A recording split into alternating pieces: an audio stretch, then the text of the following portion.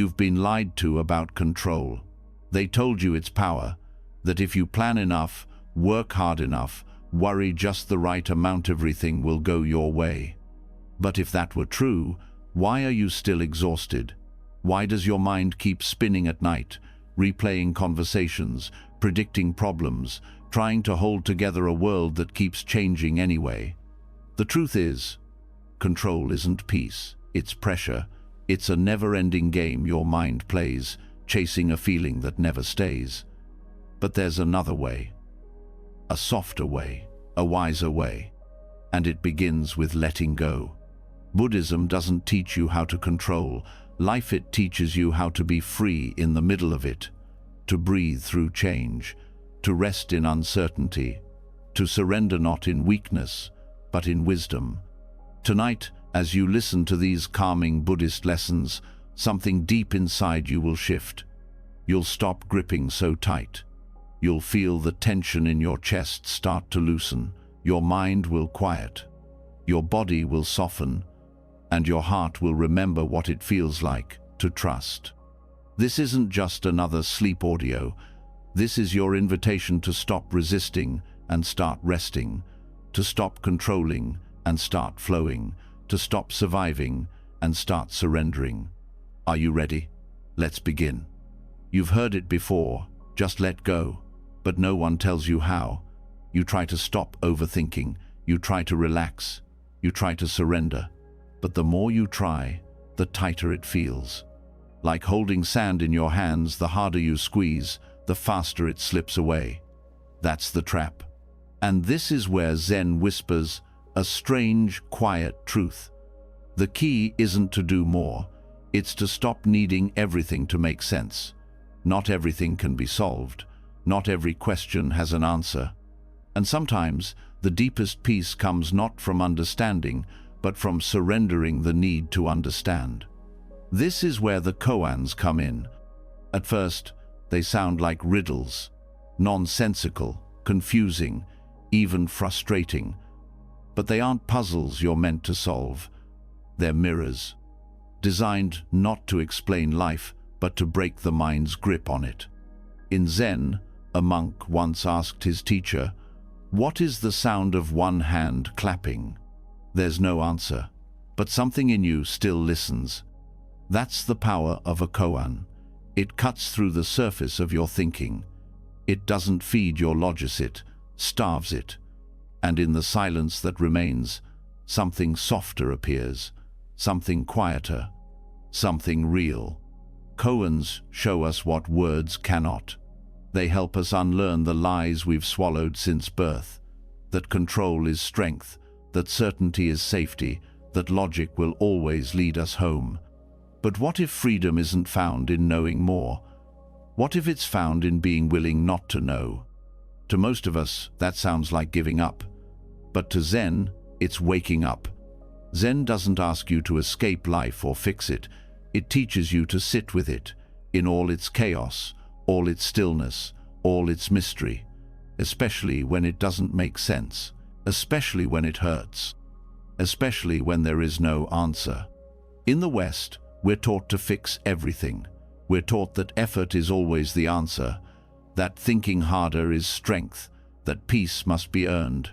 But the mind gets tired, the chase gets heavy, and when we finally pause, we begin to see what the effort was covering up.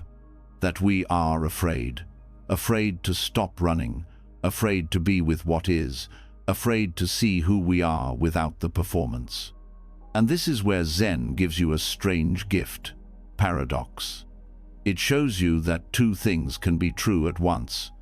That emptiness is fullness, that the moment you stop striving is the moment you arrive, that when you accept being lost, you begin to find your way. There's a famous koan, "Without thinking of good or evil, show me your original face before your parents were born." Your mind immediately wants to answer, but it can't. So it twists and struggles, and finally pauses. That pause is everything. Because in that pause, you stop leaning on thought. You stop holding on to language. You fall into the quiet gap behind your ideas. And in that gap you meet something deeper. The koan doesn't give you knowledge, it gives you presence.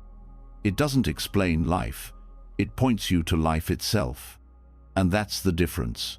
The rational mind wants control. It wants certainty, clarity, structure.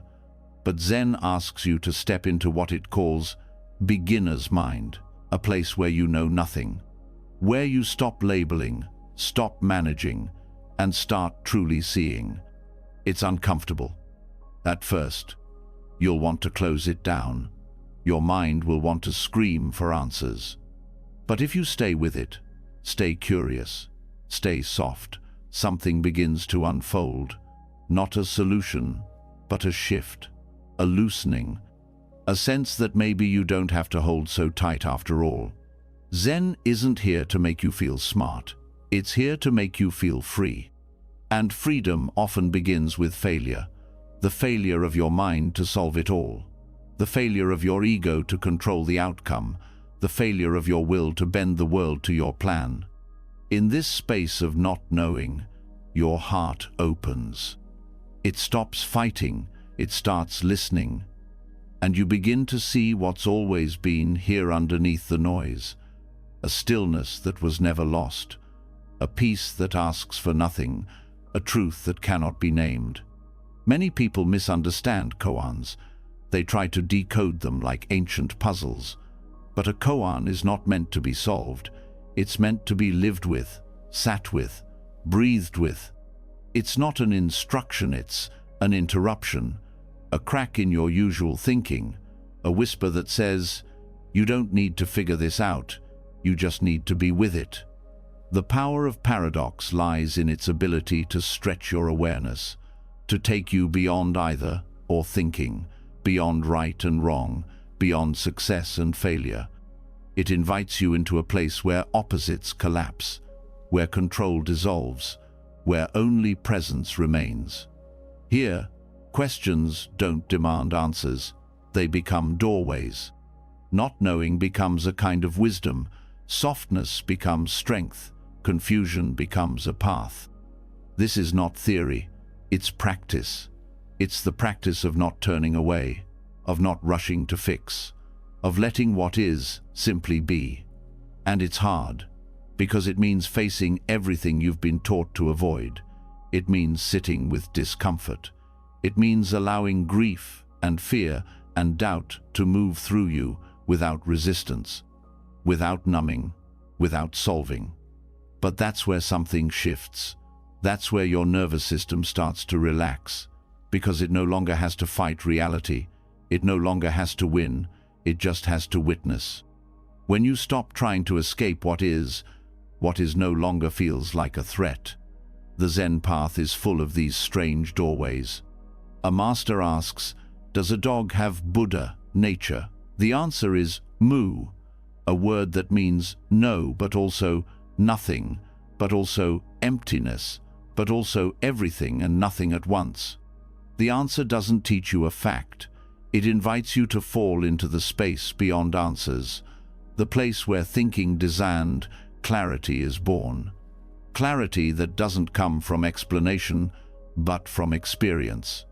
Not words, not logic, but seeing clearly, feeling fully, being fully here. That's why Zen monks spend years with one koan. They're not solving it, they're being reshaped by it, worn down, polished, emptied, until their mind becomes quiet enough to see without interference. You don't need to be a monk to feel this. You just need to be willing to stop arguing with life, to surrender the need to always be right, to admit that not everything can be controlled and that maybe that's okay. In fact, maybe that's beautiful. Because when you surrender control, something bigger can move through you, something wiser than your plans, gentler than your demands, something that was always there but crowded out by effort. Paradox shows you this, over and over again. That softness is strength, that rest is progress, that silence speaks. It's not about abandoning responsibility, it's about holding it lightly. It's about doing what you can, then letting go of what you can't. It's about learning the art of surrender, not as a collapse, but as a choice. The choice to stop fighting everything. The choice to breathe instead of brace. The choice to trust not in an outcome, but in your capacity to meet life as it comes. When you let go of needing life to match your ideas, life becomes lighter. You start to see what's right in front of you. The small moments, the tiny miracles, the breath, the quiet, the way the sunlight falls on the floor. That's what the koans point to, not to answers, but to awareness. They are a training in presence, in humility, in trust. They break your concepts so your heart can open.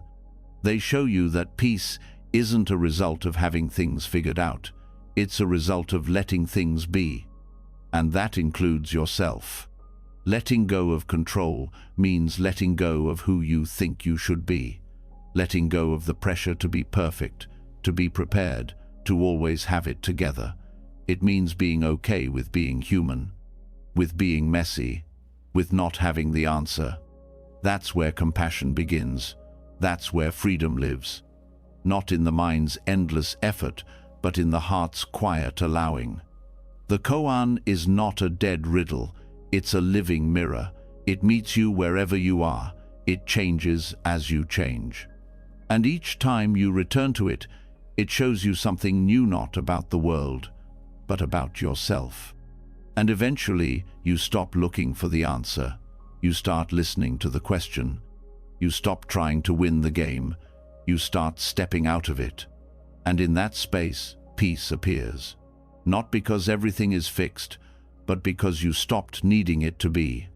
This is how Zen works. Not through force, through paradox. Not through knowing, through not knowing.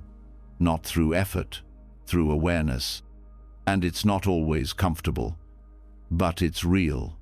Because control was never the answer, it was the cage. And surrender, that's the door.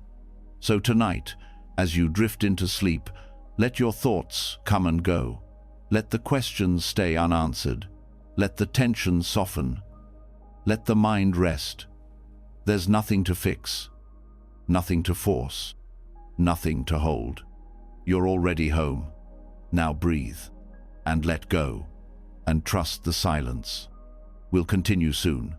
And just like that, the grip begins to loosen, not just on plans, not just on outcomes, but on something deeper, something closer, something you've been holding your whole life without even knowing it, the idea of who you are. Because beneath the need to control the world is a deeper need to protect the story of me. This story is everywhere, built over years, shaped by memories, fears, praise, pain, and labels. It whispers who you are, what you deserve, what you must avoid at all costs. It tells you what to hide, what to chase, what to prove. But what if the deepest freedom isn't found in fixing that story, but in letting go of it? This is where the Buddhist teaching of anatta, or non-self, begins. And it changes everything. Most people live inside a self they've never questioned.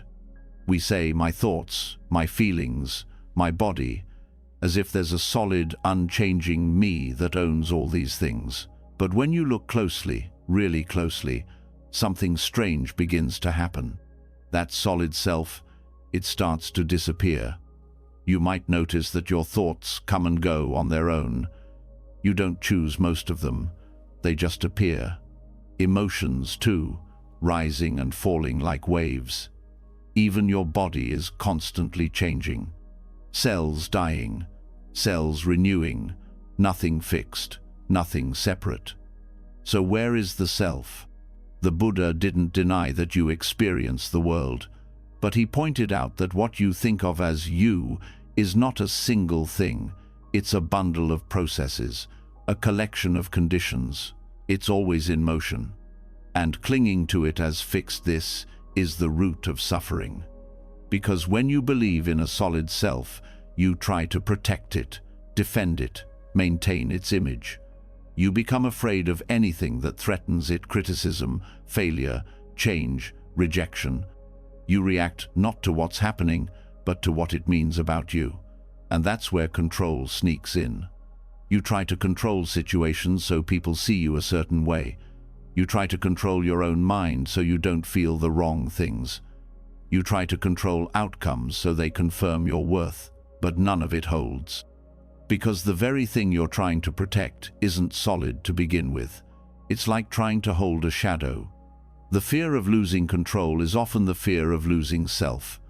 But here's the turning point. When you let go of the need to be someone, you let go of the need to protect that someone. What's left is space. In that space, peace can enter. This doesn't mean you disappear. It means the false weight you've carried begins to fall away. The pressure to live up to roles, to defend a name, to prove your value, it all starts to soften. You no longer need every moment to confirm your identity. You no longer need others to validate your image. You no longer need to get everything right just to feel okay. That's what freedom feels like. Letting go of self is not a loss. It's a return to what's real before the story.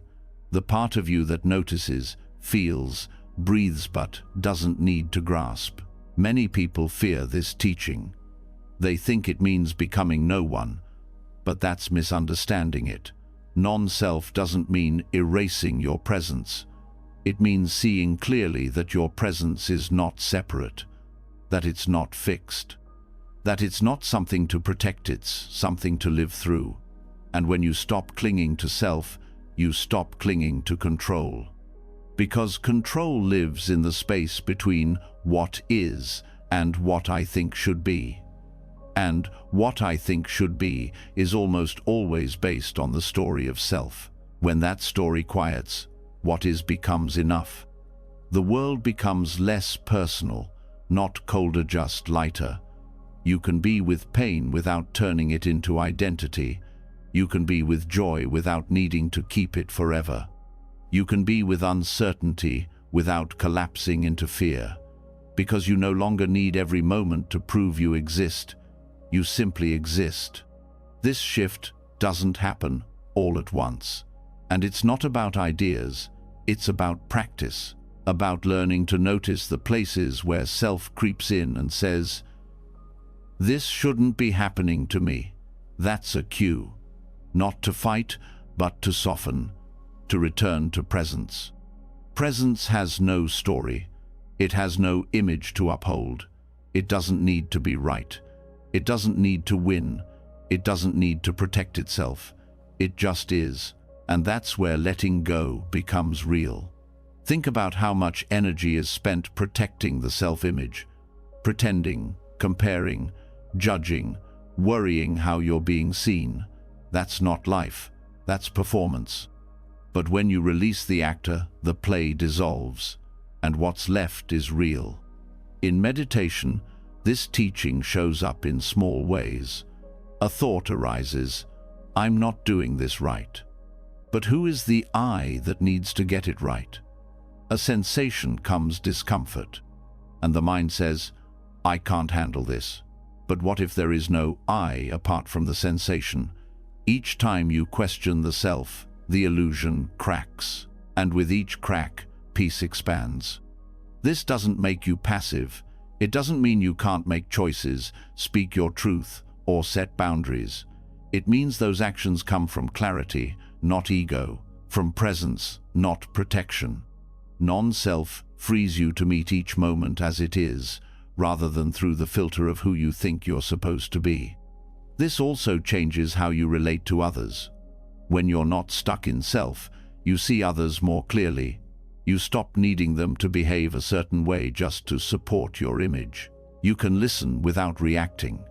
You can connect without performing. You can forgive without defending, because your worth no longer depends on them. It no longer depends on anything. Letting go of self also allows for genuine compassion. When you see that your pain, your joy, your fears all arise and pass like weather, you begin to see that in others too. You recognize that no one is as solid as they appear, that behind every mask is the same fragile beauty, the same impermanent dance. This isn't a philosophy to believe, it's a truth to live. And it's hard to live because it cuts deep. It cuts through pride, through shame, through the need to be special. It asks you to step out of your own spotlight and stand in the quiet light of awareness, a light that doesn't judge, doesn't divide, doesn't label, just sees. That's the heart of this teaching, to see clearly, without the distortion of self, to rest in the flow of life without trying to hold it. It's a soft strength, a quiet power, not the kind that dominates, but the kind that dissolves fear. You start to notice that every moment of suffering has a trace of self clinging in it. The pain of offense, they hurt me. The sting of jealousy, they have more than me. The anxiety before a decision, what will happen to me if I choose wrong? Each time, self is the center. And each time you loosen your hold on self, suffering loosens too. Not by force, not by denial, but by clear seeing. There's a beauty in this path, a tenderness, because as you drop the armor of identity, you begin to feel life more fully. You cry more, laugh more, care more, not because you're being someone, but because you're no longer trying to be. The present moment doesn't need a character, it just needs your attention. So you begin to walk differently, you speak with less defense, you listen without needing to be the smartest voice. You move through life, not like someone trying to win, but like someone who's already free. And people feel that. They feel your presence, your softness, your openness. Because when you're not trapped in me, you create space for we, connection, stillness, trust. This isn't the end of self-awareness. It's the beginning of awareness beyond self, and it keeps unfolding. Each time you notice the urge to prove yourself, you pause. Each time you catch the story of, "I'm not enough," you smile gently. Each time you want to control, you breathe instead. You remember that you are not the thought, not the role, not the mask. You are what notices, and what notices needs nothing. That is the root of peace. To live not as a somebody needing to be seen, but as presence, quiet and whole, seeing everything. There's a story in the early Buddhist texts. A monk asks the Buddha, "Who is it that perceives the world?" And the Buddha replies, "That question does not apply, because it assumes a fixed self. And in that assumption, it creates the very illusion it's trying to solve. The answer is not a name, it's a seeing, and in that seeing, control fades, because there's nothing left to hold, and everything left to love. Let that sink in tonight. Let it move through you. Let the self-story loosen. Let silence speak. You don't need to hold yourself together. You were never separate to begin with. Just breathe, and be, and feel the weight begin to lift. We'll continue soon. The more the self dissolves, the clearer it becomes what you've been chasing, never truly satisfied you. Not for long, not deeply. You reached milestones, you hit your goals, you fixed what was broken. But peace never stayed, relief always faded, and soon the chase began again. That pattern has a name in Buddhism, samsara. It's not just an idea, it's the structure of suffering, a wheel that turns over and over again. Want, get, lose, want again. Samsara is not a punishment, it's a process. It's the cycle of craving, becoming, and disappointment. Not because you're doing it wrong, but because outcomes cannot give you what you're really looking for. The truth is hard to face. But the more you try to control the outcomes of life, the more tangled you become. You want things to turn out a certain way. You plan, you anticipate. You calculate every move to avoid discomfort, to secure happiness, to lock in success. But life is not made to be shaped like clay. It's more like water constantly moving, impossible to grasp. The need to engineer outcomes comes from fear.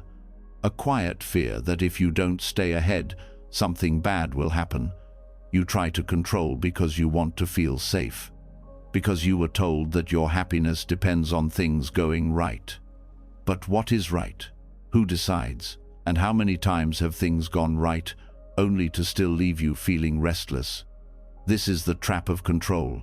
You think you're managing life, but life is managing you. Every outcome becomes another attachment, another hook, another expectation that sets you up to suffer when it shifts. Because all things shift. That's their nature. Even joy fades, even success ends, even health changes. You can try to hold on, but holding on is the very movement that causes pain. Samsara plays out in every moment you try to escape discomfort by rearranging the world around you. You get upset, so you change your environment. You feel insecure, so you seek validation. You feel afraid, so you try to secure every possible scenario. And for a moment it works. You feel better. You feel in control. But it doesn't last. And soon the wheel turns again. The Buddha didn't teach escape. He taught understanding. He taught that the path to freedom is not paved by controlling outcomes, it's paved by understanding the nature of the cycle itself. Samsara isn't just out there. It's in your reactions, your habits, your inner narrative. And to see it clearly is to begin stepping off the wheel. Outcome engineering means you treat life like a project. You manage your career, your relationships, your body, your thoughts as if there's a final version of you that will be okay once everything is in place. But there is no final version. There is only movement, only change, only now. The suffering of outcome obsession is subtle. It shows up in perfectionism, in overthinking, in endless planning, in the constant low-level tension of what if. It's the need to fix things before they go wrong, to optimize every detail, to micromanage what was never yours to control. This isn't freedom, it's exhaustion. And deeper still, it becomes identity. You think you are the one who makes it all happen, the fixer, the planner, the achiever, the helper. But identity based on control is fragile. Because all it takes is one twist in the story, one illness, one loss, one unexpected moment, and the entire identity begins to unravel. That unraveling isn't failure, it's grace. Because only when the pattern breaks do you see the pattern clearly. There's nothing wrong with effort. The Buddha himself taught effort. But there's a difference between effort and obsession, between intention and control. You can plant a seed, tend to the soil, water the ground, but you cannot force it to grow. The growth is not yours to command. This is the way of wise action. Do what you can, with presence, with care, but release the results. The Dharma is not a path of manipulation, it's a path of trust. Not blind trust in fate, but deep trust in the nature of reality. That life unfolds not always according to your preference, but always according to conditions. Trying to control outcomes means resisting those conditions. It means denying impermanence.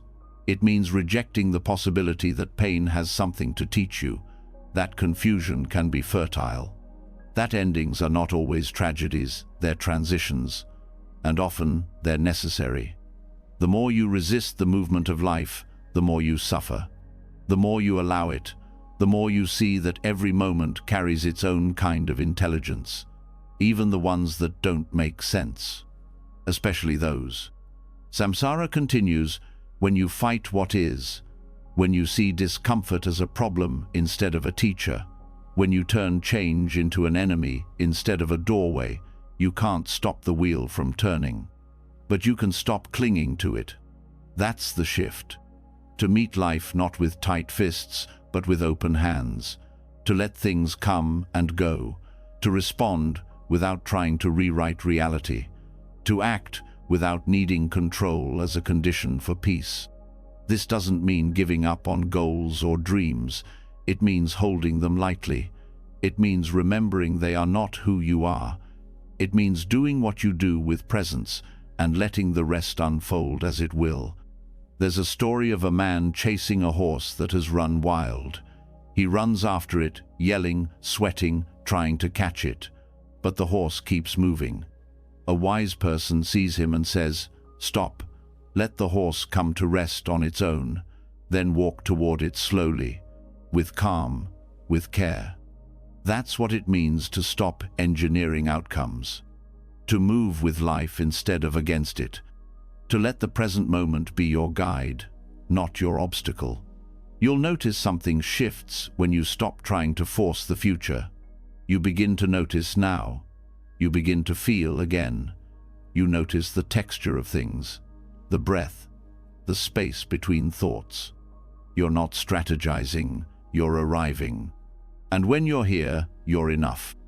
Samsara loses its grip when you stop chasing the next moment. The obsession with outcome is rooted in the illusion that this moment is not enough, that you are not enough, that peace lives on the other side of achievement, but peace only ever lives here.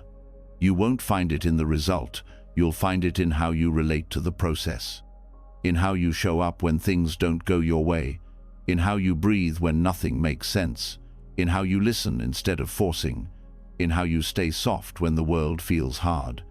The beauty is that letting go of outcomes doesn't make you less committed, it makes you clearer. You stop wasting energy on fear, you stop reacting from panic, you act from clarity, from presence, from a heart that isn't trying to win but to serve. This shift also makes space for compassion. When you stop treating life like a scoreboard, you stop treating people like opponents or tools. You stop needing them to behave a certain way. You stop measuring them by what they give you. You simply meet them as they are, without needing to change them.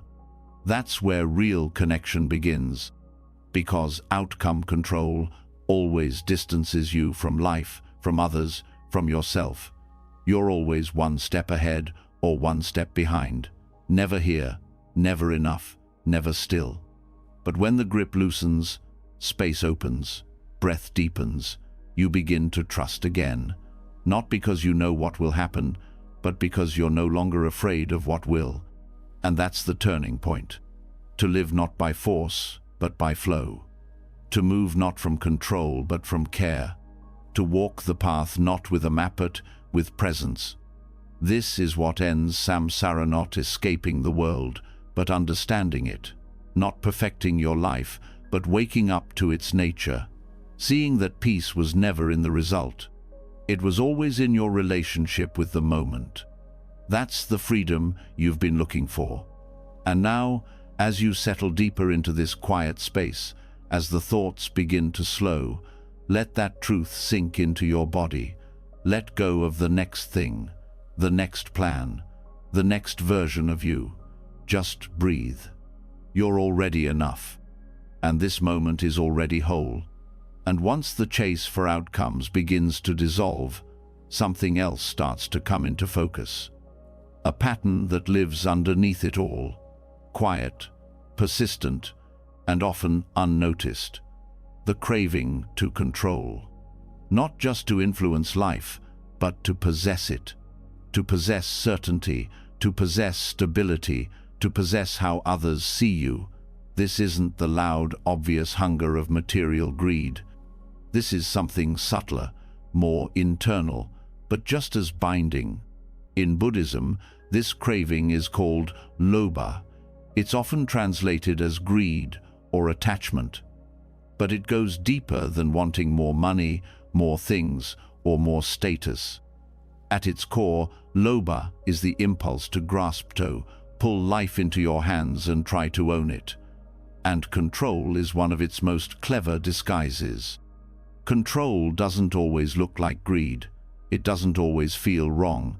It can appear careful, organized, productive. But beneath the surface, it's often driven by fear. The fear of uncertainty. The fear of letting go. the fear of being vulnerable, so you reach for control like a shield, like a solution. You build habits around it, identities, even values. It becomes part of how you move through the world. But the truth is, control consumes. It eats up energy, attention, peace. It turns the present moment into a task. It makes people into problems to fix or outcomes to secure. It doesn't stop with one part of life, it spreads. Soon you find yourself trying to manage everything: the future, your feelings, other people's reactions, even your own breath. This is the same energy behind greed. Greed says, "This is not enough. I must have more." Control says, "This is not secure. I must make it certain." Both are rooted in the belief that something is missing. That life, as it is, cannot be trusted. That something needs to be added, fixed, or held tighter before you can finally relax. But you never relax, because there's always more to manage, always another variable to watch, always a new problem to prevent. And so the craving continues, quietly, constantly, until your whole nervous system forgets what peace even feels like. This form of control often hides behind good intentions. You may say, "You're just being responsible, just thinking ahead, just protecting what matters." And sometimes that's true. But the line between wise care and compulsive control is thin, and it becomes clearer when you look at the energy behind it. Does your effort bring ease or tension? Does it feel spacious or tight? Does it come from clarity or from anxiety? These questions reveal the difference between wholesome action and subtle grasping, between mindful responsibility and lobha disguised as logic. The Buddha taught that greed is never satisfied. It doesn't matter how much you get if the mind is caught in craving, it will always want more. Control works the same way. Even if you succeed in shaping your environment, calming your fears, making everyone happy, the satisfaction is temporary. Soon, the restlessness returns. This restlessness is a clue. It shows that control isn't resolving your fear, it's feeding it. Every time you act from the belief that peace is one outcome away, you strengthen the craving. You reinforce the illusion that something out there will finally fix what you feel in here. But it never does. That's why relinquishing control is not about giving up. It's about waking up. Waking up to how much energy you've been pouring into a strategy that doesn't work. Waking up to the ways your attempts to manage life have actually kept you from living it. And here's where something beautiful happens.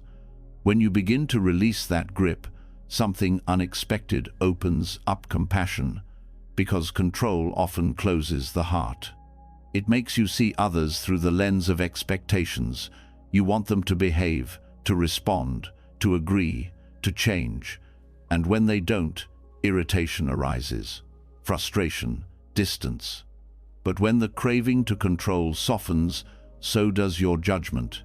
You start to see that people are not projects, that life is not a machine, that every moment doesn't have to go your way in order for it to be meaningful. You begin to meet others with more patience, more space, more care. This is how letting go creates connection.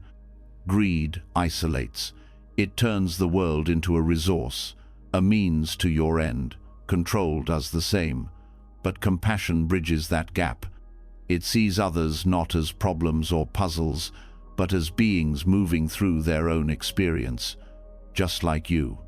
And this shift doesn't require you to be perfect.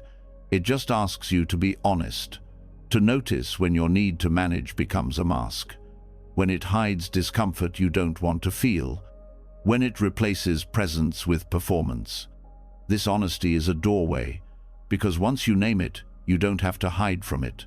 You can pause, breathe, notice the urge to grasp and choose something different. That's the heart of Buddhist practice, awareness that leads to freedom, not freedom through force, but freedom through clarity. You start to see the loops of craving not as flaws, but as habits. Habits that can be unlearned, softened, released. And in their place, something quieter begins to grow, a kind of kindness toward yourself, toward the parts of you that tried so hard to stay safe, that tried so hard to keep things together. That believed control would bring peace. They weren't wrong to try, they were just misled. The mind thinks grasping will bring security, but the Dharma teaches that real security is found in letting go, in releasing the illusion of control and discovering the stability that already exists underneath it, all the stability of awareness, the steadiness of presence, the reliability of breath. You don't need to grip life to meet it. You don't need to plan every outcome to move forward. You don't need to dominate the moment to feel safe. You just need to return, again and again, to what's here, to what's real, to what's already enough. And as you do, you'll notice that what felt like loss starts to feel like lightness.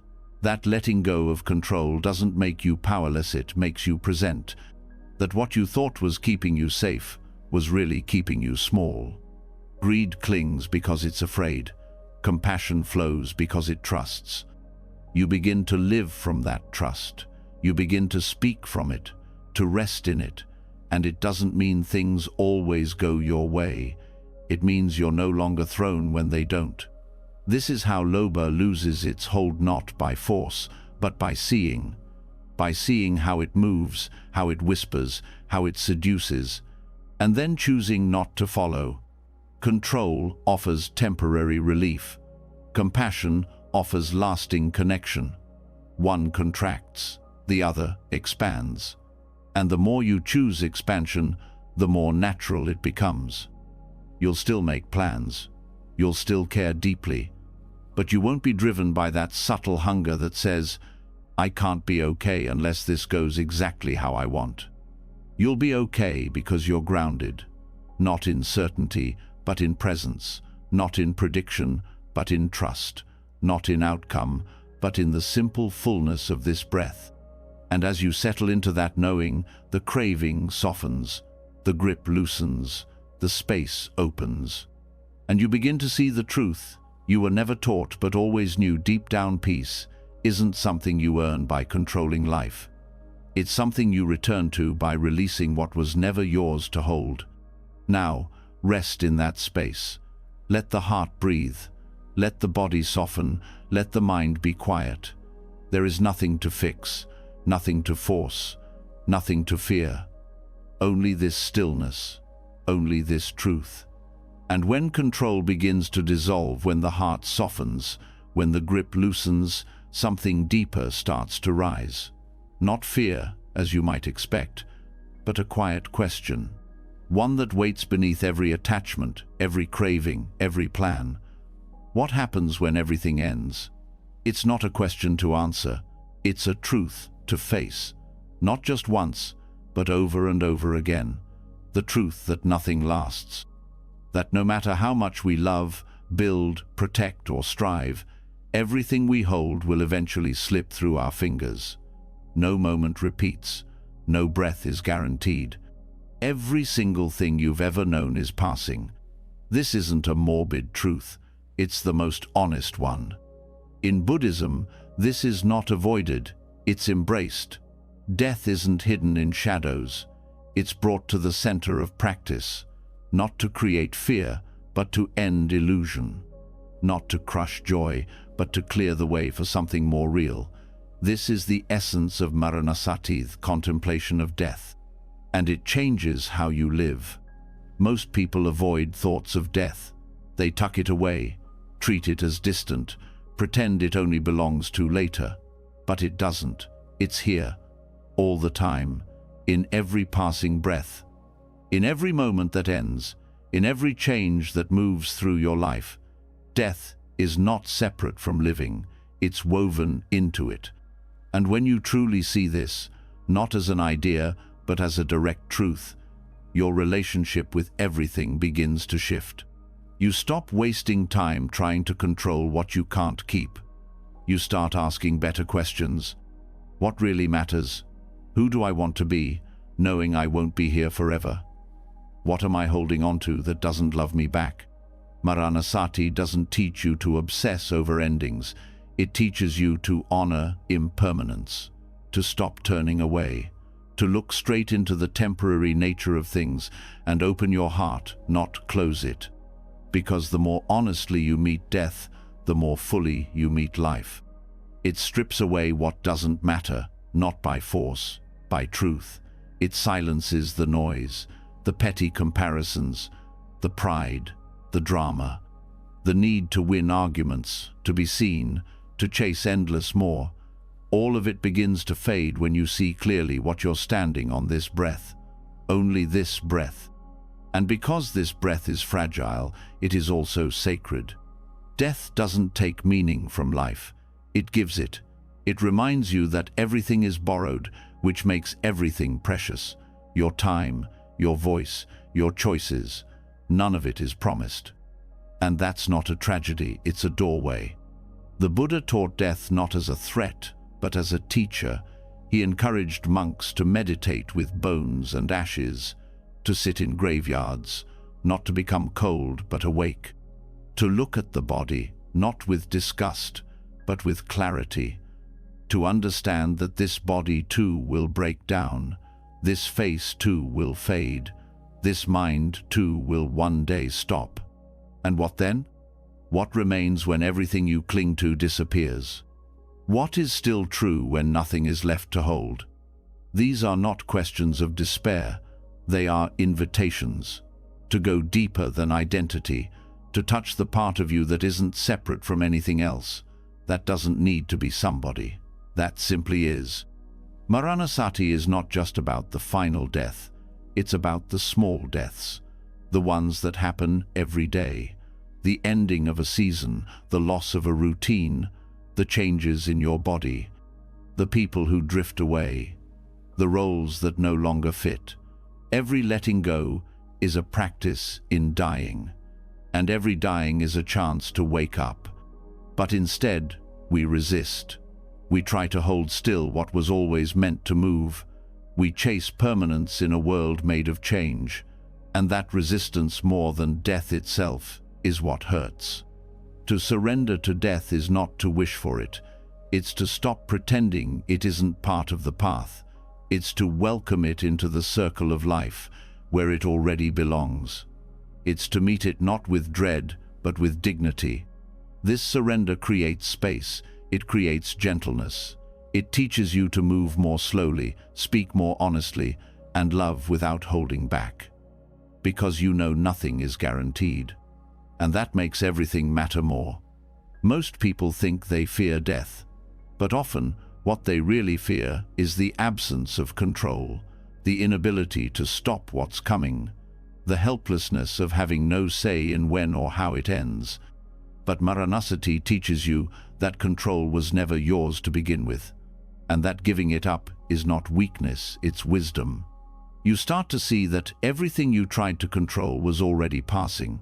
Every moment you tried to secure was already changing, and in that realization, something else appears: peace. Not the peace of getting your way, but the peace of no longer needing to. This kind of surrender doesn't make you passive, it makes you present. It opens your eyes to what's in front of you, instead of what you fear or regret. It helps you show up fully, because you know you won't always have the chance. And strangely, it makes you more alive, because when you stop trying to live forever, you finally start living now. The practice of death meditation isn't only for the cushion, it's for your conversations, your relationships, your work, your decisions. When you hold death close, you begin to act with care. You speak with more kindness, you forgive more easily, you don't take things so personally, because you know they will pass. And so will you. This awareness brings clarity. What felt like a big problem yesterday now feels smaller. What seemed urgent becomes quiet. You begin to choose presence over performance, connection over control, listening over proving. That's what surrender does. It softens the sharp edges. It allows life to flow through you instead of constantly being shaped by you. You become less reactive, less attached, not numb but spacious. You can feel grief without drowning in it. You can meet uncertainty without needing to fix it. And that changes everything. You become a safe place not just for yourself, but for others, because people feel your groundedness, they sense your calm, they trust your presence. And not because you have answers, but because you're not afraid of questions. This kind of being doesn't need to pretend, it doesn't need to perform. It simply sits in the truth and offers warmth. Maranasati doesn't make you morbid, it makes you real. It helps you stop wasting time. It helps you stop abandoning yourself. It helps you stop living like life is a rehearsal. Because it's not. Every goodbye could be the last. Every sunrise could be your final one. Every word you say matters because you may not get to say it again. This truth is not cruel. It's a kind of love. It says, don't wait. Don't numb. Don't sleep through your own life. Wake up. Look. Feel. Be here while you still can. And let that awareness move through you, not as fear, but as fuel. Let it soften your heart. Let it guide your choices. Let it remind you, gently, that there is no control, but there is presence. There is no forever, but there is now. And in now, there is everything you need. So take a breath, and let yourself feel the truth that nothing stays. And because of that, everything matters. The silence, the stillness, the sound of your breath. All of it, precious, passing, alive. Rest in that. When you stop denying death, life begins to speak more honestly. You hear things you once ignored. You feel more. You care more. But alongside this depth, another truth rises. That's harder to bear. Life isn't fair. Good people suffer. Bad people thrive. The innocent are harmed. The kind are overlooked. No matter how mindful you are, things still fall apart, and no amount of awareness stops pain from visiting your door. This is where the heart begins to struggle again, not with control this time, but with justice. You start to ask, why me? Why now? Why this? The teachings of karma enter here, not to explain everything away, but to offer a different lens. Karma doesn't mean punishment. It's not fate. It's not a moral scoreboard. Karma is cause and effect, movement and consequence, a web that stretches across lifetimes, woven not from guilt or merit, but from conditions, some seen, some unseen. You live within this web, and sometimes those threads tug in ways that feel unfair. A person is born into poverty through no fault of their own. Another carries trauma they didn't cause. You try your best, but things still go wrong. You meet hardship you didn't choose. The pain of injustice is real, but how you meet that pain determines whether it poisons you or transforms you. Blame is a quick fix. It gives you someone to hold responsible, yourself, others, the world. But blame also traps you. It freezes the story. It keeps you tied to the wound.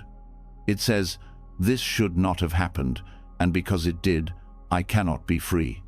But the Dharma offers something softer: surrender, not passive acceptance, not silence in the face of harm, but the courage to meet what is, without turning it into a permanent identity. Surrendering to karmic conditions means recognizing what is here without needing to label it as deserved or undeserved. It means you stop asking, why me? And begin asking, what now? You stop demanding a perfect past and begin opening to a wise response. This isn't easy. It's radical, because the ego wants fairness, the heart wants logic. But life doesn't always deliver those things. Sometimes things just happen, not as punishment, not as reward, just as the natural unfolding of interdependent causes. You don't need to know all the causes. You just need to know what's here now. And from there, you choose. This is where real agency lives, not in fixing the past, but in how you move forward, not in changing what already happened, but in shaping what happens next. Karma is not just what's done to you, it's also what you do with what's been given. When you meet injustice with hatred, you plant seeds of more suffering. When you meet it with awareness, you plant seeds of healing. You may not see the fruit right away, but that's not the point. The point is to stop the cycle. This is not a spiritual bypass. It's not pretending everything is okay. It's not telling others to just let go of their pain. It's a path that invites you to hold your pain with presence, not with blame. And that presence is what opens space for wisdom.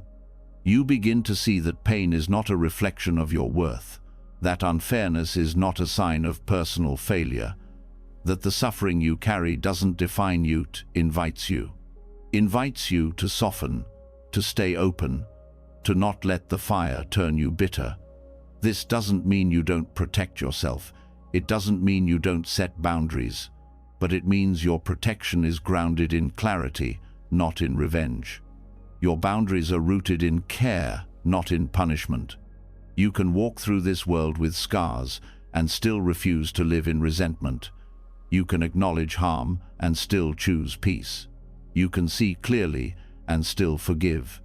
Not because it's easy, but because your own freedom matters more than being right. Victimhood feels safe at first. It gives the pain a frame, but over time it becomes a cage, because you become the story. And stories, once believed too tightly, stop you from growing. To surrender in the face of karmic injustice is to step outside that cage. It's to say, yes, this happened, yes, it hurt, but it is not all that I am, and I choose not to carry it any longer than I have to. This surrender is not weakness, it is strength. It is the strength to live without dragging the past into every future, the strength to look at the pain without letting it shape your identity, the strength to say, I am more than what happened to me. You begin to see that clinging to injustice does not heal you. It keeps you in a loop. It fuels bitterness. It colors every new experience. It hardens you quietly from the inside out. But when you loosen that grip, something else becomes possible. You begin to meet others with a new kind of empathy. Because once you see that not all pain is earned, you realize others are walking through their own unseen struggles too. You begin to forgive not because they deserve it, but because you deserve to be free. This doesn't erase accountability, it just removes the poison. You also begin to forgive yourself. The choices you regret, the moments you wish you could rewrite. You stop treating yourself like a mistake that needs fixing. You start treating yourself like a being who's learning. That shift changes everything. You stop needing every situation to make sense. You stop needing to control every outcome. You start responding from love, not reaction, from understanding, not ideology. And your presence becomes a healing space not only for yourself, but for those around you. This is karma in motion, not the karma you inherited, the karma you are shaping. With each breath, with each decision, with each time you choose to soften instead of harden, to open instead of close. You begin to trust that healing doesn't mean forgetting, it means releasing the weight. It means carrying your story, not as a wound, but as wisdom. This is the liberation that comes from surrender. Not the erasing of pain, but the transformation of your relationship to it. The understanding that life will not always be fair, but you can always be free. You can always choose not to add more suffering to what already hurts. You can always choose to walk forward, even if you don't know where the path leads. You can always return to presence, where the past has no power and the future cannot harm you. And that's where your strength lives, not in what happened, but in how you meet it. So rest here, not in the story, not in the fight, but in the silence that holds everything, in the awareness that sees clearly, feels deeply, and lets go anyway. You don't need to understand everything to heal. You just need to stop resisting what is. Once you stop clinging to stories of injustice, once the need to assign blame begins to dissolve, something quieter appears. It isn't loud or dramatic. It doesn't rush in to explain or fix. It doesn't demand your attention. It waits, still, undisturbed. It's been here the whole time, beneath the noise. And when you stop reacting, you begin to hear it. Silence. Not the absence of sound, but the presence of space. Not a void, but a doorway. In the Buddhist tradition, this silence has a Namiryo Tunhi Bhava noble silence. It is not avoidance. It is not withdrawal from life. It is a deliberate stillness that creates the conditions for wisdom. It is a way of releasing the mind's grasp without needing to wrestle with it. When everything around you pulls you to speak, to act, to explain, noble silence becomes an act of freedom. Because it breaks the pattern. It interrupts the habit of always filling space. It gives you the radical permission to stop. Mental grasping is fed by constant stimulation. Thoughts feed on thoughts. Words fuel more words. The need to direct, to label, to narrate, to make sense of every single moment. This is the momentum of the mind, and most of the time, you don't even notice it. It feels normal to talk to yourself all day long, to comment on everything, to plan, review, imagine, judge, but all that grasping exhausts you. It tightens your body, it crowds your awareness. It builds a wall between you and what's actually here. Silence opens a gap in that wall. It allows the noise to settle, not by force, not by suppression, but by stepping out of the conversation. It's like stepping off a moving treadmill. The momentum is still there. The thoughts keep running, but you stop adding to them. You stop fueling them with your voice, your commentary, your constant narration. And in that pause, something shifts. You start to notice things you usually miss. The breath, the texture of sensation, the subtle currents of emotion beneath the surface. You start to hear not just what is loud, but what is true. This silence is not emptiness. It's presence. And presence heals grasping, because it doesn't need to hold anything. It doesn't need to change the moment. It allows things to arise and pass on their own. It teaches you, wordlessly, that awareness doesn't have to control in order to understand. The mind believes that control brings clarity. But in truth, clarity often arises when you stop interfering, when you stop narrating your experience and start resting in it. In silence, the compulsive habit to explain yourself begins to fade. You don't have to be understood. You don't have to perform. You don't have to convince yourself or others. You begin to trust that who you are is not what you say, it's what you notice, what you feel, what you become quiet enough to meet. This is why noble silence is such a powerful practice. It gives space for seeing, without the pressure of response, without the pressure of proving.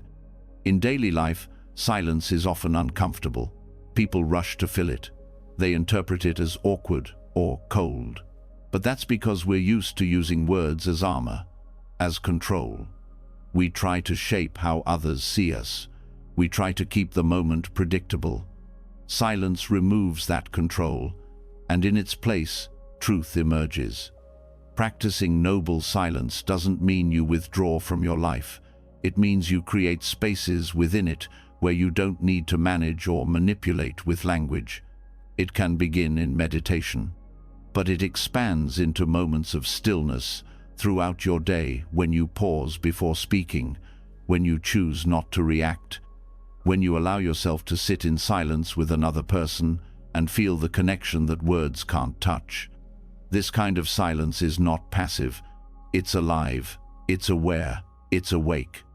And it begins to train the mind to let go of constant grasping, grasping for certainty, for control, for validation. When you stop explaining your experience to yourself, you start experiencing it. When you stop naming every feeling, you start feeling it.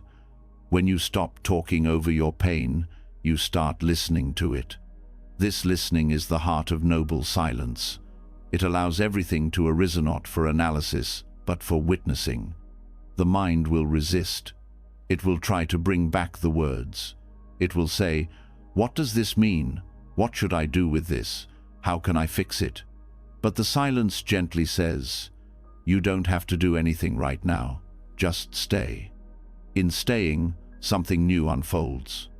You learn that not every sensation needs a story. Not every thought needs a response. Not every emotion needs a plan. You learn that awareness can hold all of it without commentary, without defense. This opens space not only for peace, but for insight. Because insight doesn't arise from overthinking.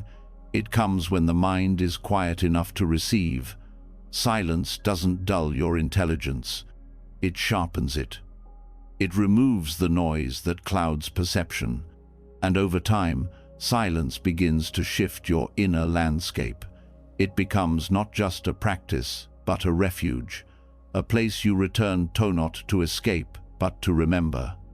To remember that you are not your thoughts, you are not your opinions, you are not your reactions, you are the space that holds them all. And this space is never in a hurry. It doesn't grasp, it doesn't push, it just rests. As you deepen in this practice, you'll notice the subtle ways the mind clings to words. Even kind words, even helpful ones. You'll notice the ego's desire to be heard, to be right, to be important. Noble silence shows you that these desires, while human, are not necessary for peace. You can let them be without letting them lead. Silence brings humility. It dissolves the need to control every moment. It makes room for other people's truths. It creates the conditions for compassion, not the kind you preach, but the kind you live. And in that compassionate stillness, your presence changes.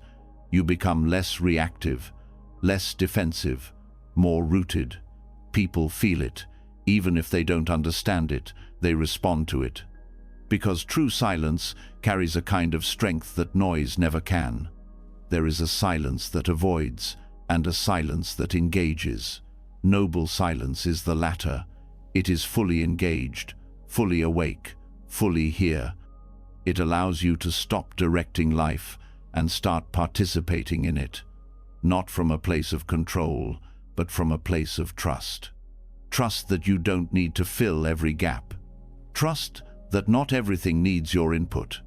Trust that clarity arises not from grasping, but from letting go. In the beginning, silence can feel like loss, like absence, like lack. But, in time, it reveals itself as presence, as fullness, as enough. And from that fullness, you begin to live differently. You speak less, but with more care. You listen more, but with more depth. You rest more, but with more awareness. This is not withdrawal from the world. It is returning to it without the filter of control. It is living without constantly narrating. It is being without constantly managing. It is freedom not from sound, but from noise, not from responsibility, but from reactivity, not from life, but from the habit of trying to shape it into something other than what it is. Now return to this stillness. Let your breath move without needing to comment. Let your thoughts pass without needing to follow. Let your body rest without needing to explain why. Just be here. In this silence, in this moment, the silence begins to show you something that words never could.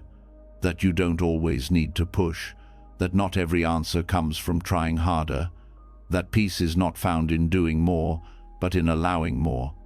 And once you've tasted this stillness not as emptiness, but as living energy, You begin to question everything you thought strength was.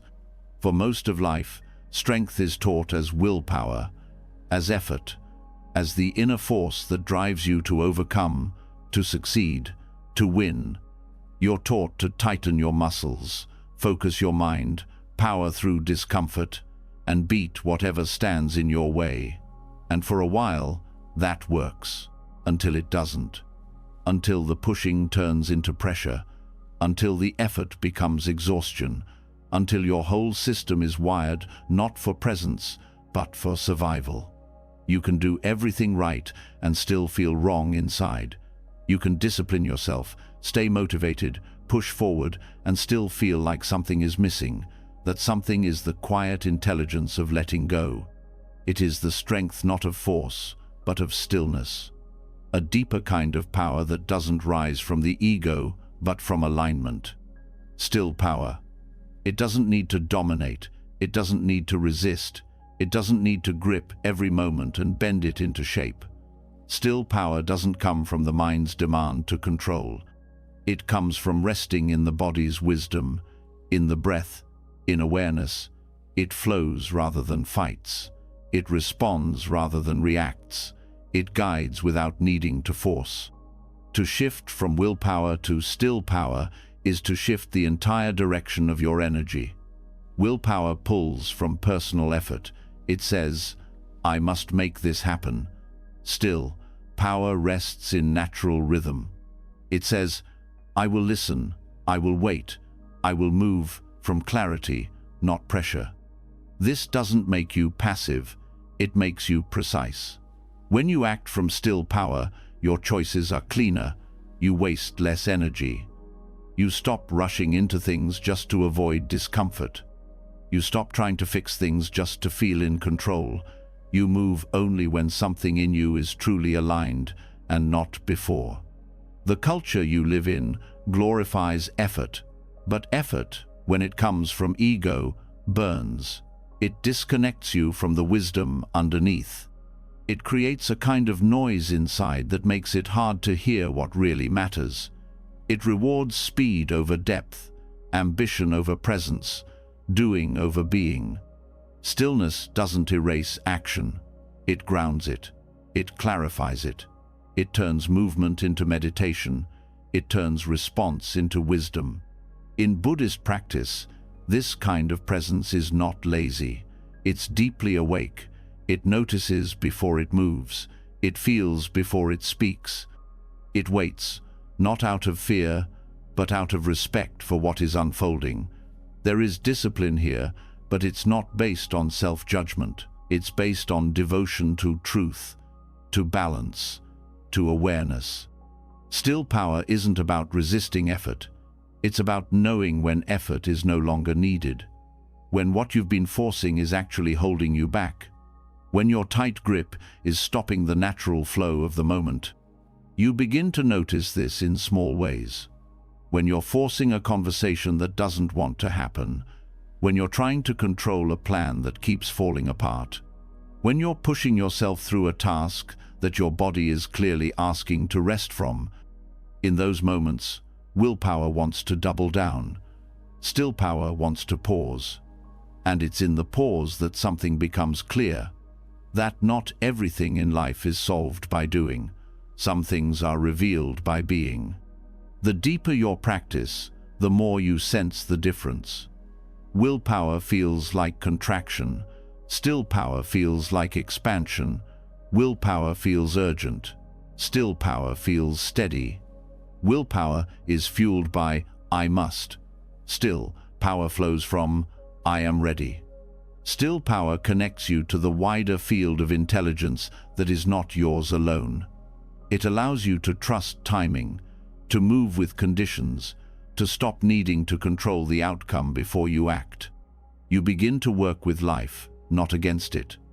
You begin to trust that rest is not weakness, that waiting is not failure, that pausing is not quitting. There is wisdom in non-doing. There is clarity in stillness. This kind of energy brings softness into spaces that were once hardened by resistance. It brings breath into patterns that were suffocating. It brings light into places where you once only felt pressure. You become less addicted to momentum. You no longer chase productivity just to feel valid. You no longer confuse exhaustion with success. You begin to respect your energy. You begin to treat your life force as sacred, not disposable. Still power is deeply intuitive. It teaches you to act from the center of yourself, not from the edges. It helps you recognize the inner voice that isn't panicking, that isn't scrambling for control, but simply knows what's next, knows when nothing is next. And that knowing is enough. The shift from willpower to still power is not something that happens in one day. It unfolds in layers. It is noticed more than achieved. It is allowed more than forced. You feel it when you stop trying to meditate the right way and simply sit. You feel it when you stop trying to fix your thoughts and start witnessing them. You feel it when you stop pushing your healing and start letting your wounds breathe.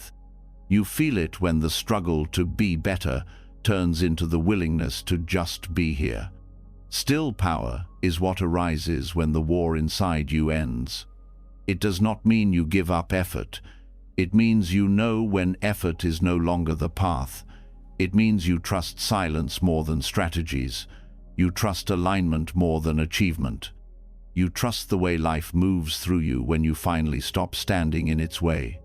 This orientation shifts everything from how you relate to work to how you relate to your emotions, your pain, your decisions. You stop trying to wrestle clarity into being. You let it come. And when it does, you move. Not from fear, not from pressure, but from presence. The Buddhist path has always pointed to this kind of inner stability. Not a frozen calmness, but a dynamic, living stillness that doesn't need to rush toward or away from anything. The mind becomes like still water, not passive, but reflective, not empty, but clear. From this clarity, all action becomes skillful. Still power helps you stop making choices from fear. You begin to notice how often fear has shaped your habit. Often the need to fix, to prove, to force has disguised itself as motivation. But fear burns through energy fast. It collapses your breath. It blocks your awareness. Stillness does the opposite. It widens the field. It gives you space to respond, not from habit, but from intention. And in that space, real transformation begins. Because now, your power is not reactive, it's rooted. It's not borrowed from stress, it's born of presence. It's not forced, it flows. And the more you trust it, the more life starts to feel less like a battle and more like a conversation. One where you don't have to shout. One where you don't always need to speak first. One where you don't always need the last word. Because sometimes, the most powerful presence in the room is the one that simply listens. Stillness isn't the end of effort, it's the evolution of it. It's the moment you stop striving and start aligning. It's the moment you stop controlling and start listening. It's the moment you realize that your deepest power has never been in how hard you try, but in how gently you return. Return to breath. Return to presence. Return to the place within you that was never in a hurry. Rest there. When the body begins to rest in stillness and the mind stops reaching outward for control, something deeper asks to be remembered, not just felt, but known. This knowing isn't intellectual. It's the kind that shapes how you breathe, how you love, how you let go. It doesn't need complex language. It's simple, quiet, and sharp. It cuts through illusion with clarity, not with fear. In the Buddhist teachings, this clarity is offered in the form of the 5 remembrances. These are not poetic suggestions or spiritual ideals. They are truths, direct, unavoidable, equalizing. And for those who resist impermanence, who live with the deep hum of anxiety about losing control, they are medicine. The first remembrance, I am of the nature to grow old. There is no escaping aging. This truth confronts the mind that builds its identity on strength, youth, beauty, and time. No matter how healthy you eat, how often you move, how disciplined your routine, the body changes. Muscles weaken, joints stiffen, skin folds and fades. Trying to outpace this process only brings suffering. But when you look at it directly, without the filters of denial or resistance, something strange happens. You begin to care for your body out of kindness, not control. You respect it for what it is, a temporary vehicle, not a permanent self. This remembrance dissolves the illusion that you can freeze time, and in its place it gives you presence. You begin to live inside your body instead of managing it from the outside. You stop racing the clock. You meet yourself where you are. The second remembrance. I am of the nature to become ill. There is no way to avoid sickness. Even the strongest immune system, the cleanest diet, the best intentions cannot build a wall against the unpredictable shifts of health. The mind that depends on wellness as a condition for peace becomes afraid of change. It creates stories around pain and blames the body for not staying in control. But when you remember this truth, when you accept that illness is part of the path, not a punishment, you begin to soften your grip on certainty. You begin to meet your body not as a problem, but as a living process. You learn to stay close to discomfort without identifying with it. Illness becomes a teacher, not a threat. It shows you where you hold tension, where you push too hard, where you forget to listen. And in that listening, you start to hear what control had been drowning out. The third remembrance. I am of the nature to die. There is no escape from death. Not later, not for others, but for you. This isn't to create panic, it is to offer truth. Because once death is accepted, not feared or romanticized, but clearly seen, it brings you to the center of your life. It reminds you that every moment is passing, and none of them are promised. You don't have to waste energy trying to make life permanent. You don't have to keep waiting for the perfect moment. This remembrance wakes you up from the fog of postponement. It helps you stop waiting to live. It helps you let go of the idea that peace will arrive only when everything is finally in place. There is no perfect future. There is only this imperfect now. And once you know it's all temporary, you begin to treat it with more tenderness, less control, more reverence, less fear. The fourth remembrance. All that is dear to me and everyone I love are of the nature to change. There is no way to avoid being separated from them. This truth opens the heart by breaking the illusion of possession. You don't own people. You don't own connection. Love, at its deepest level, cannot be held. It can only be experienced and released. The attempt to secure relationships through control always creates anxiety. You try to hold people close, with plans, with expectations, with unspoken rules. You fear their departure so much that you tighten your grip.